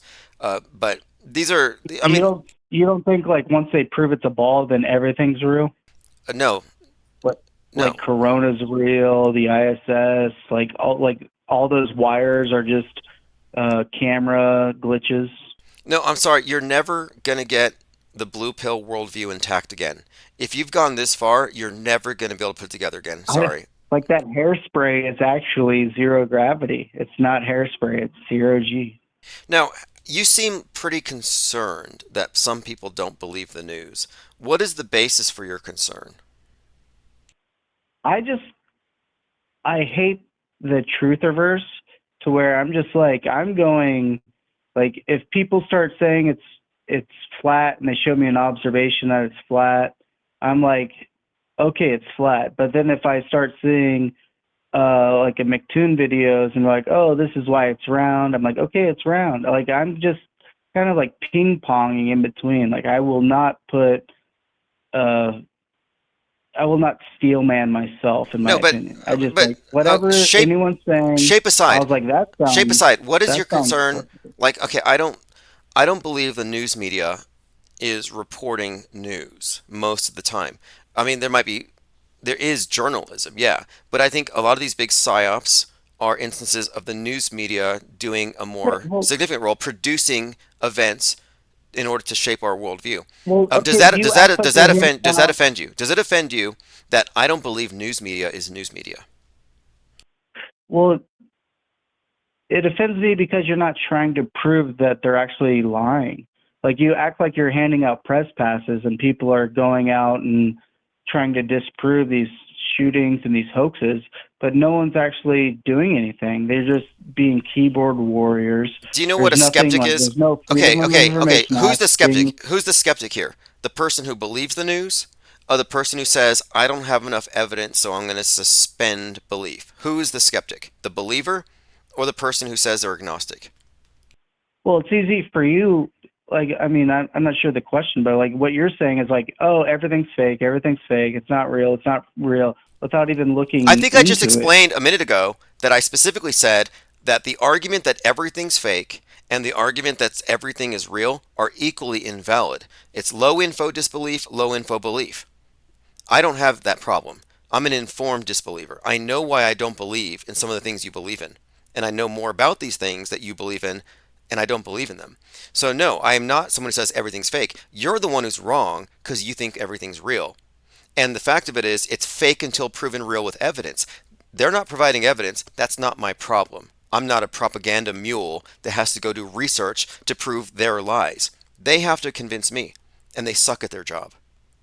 Yeah, they do suck. That's why I'm trying to promote like let's try to file some our own Freedom of Information Act request. Wait, it's not But your burden of proof. It's the media's. They should be able to provide you that information. If they don't, why not? It's their well, job. they're providing it. You're saying that they're not providing it, but they're providing evidence. No, they're not. And what you're just saying, oh, that doesn't seem right. A That doesn't headline, seem a true. headline's not evidence. Jussie Smollett got lynched in the woods by two guys with MAGA hats that dumped bleached on him, and they called him the N-word, and he almost died. That's true. And for 24 hours, everybody said it was true. You would have been like, that's true. How dare you disbelieve it? Next day, we found out it was a hoax. So, my point being, you don't take the news media as evidence if you're a thinking person because you know it's a liar. The mass media is a liar, and you can't really change that. Its whole purpose is to lie. Yeah, I just think the Trump shooting is they want us to dwell and be like, oh, how is this possible? But it's like, did it happen? And a part of me thinks that someone actually could have actually gone up there on the roof and took a couple shots off. Well, that part But of you would then be it's, wrong. That part of you would be very wrong. Because when you look in the bigger context, every single other person there at the event, we're talking about the Secret Service, the people recording it, the news media. If this person was an authentic, real shooter, then they were all behaving authentically. Everything else was real. Then the bullet flying by Trump was photographed by the guy who photographed the guy whispering into Bush's ear. None of these other things would still be probable. Like the whole thing was improbable. The entire event was so scripted and phony. Trump doing the Braveheart pose, perfectly matching the movie cover. None of this stuff would have fallen into place so perfectly if it was a real I shooter. think it's perfectly equally probable and improbable, which is what they wanted to do. I think you're confused. You said I'm scatterbrained. You're confused about the basic nature of what's real and fake. If you can't tell what's real and fake, you're a skits. You've broken Oh, from so you're reality. saying like the fake over encumbers like it might have been real. You're like, there's so much evidence that it was fake that compared to the evidence that it was Predictive real. programming, concurrent programming, real time movie release trailers coming out that exactly mirror what we're seeing. No, there are far too many quote coincidences that suggest that this is another scripted event like so many before. The fact that we are predicting this thing also should also be something you factor into your assessment here. We have evidence that this is a scripted fake event. Evidence before, during, and after. All you have is a confused take on things because you don't know what's real and what's not real. And I don't suffer from that. I'm not Hey, confused. one kind of funny fact, whenever you first started reporting it, I chatted in that it happened at 6:11 and 33 seconds, and that's the official. I thought it was about 33 seconds, but I was like, it might be 34, 35, or 32 seconds. But I was like, no, it's 33 seconds. So the official documents is 6:11 and 33 seconds was the first shot.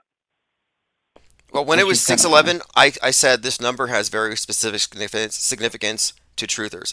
Immediately after, And we had a number of people already. Even Jack Posobiec tweeted 6:11 with no explanation. Steve Bannon in jail said he's got the armor of God, Ephesians 6:11. I call out the programming in advance.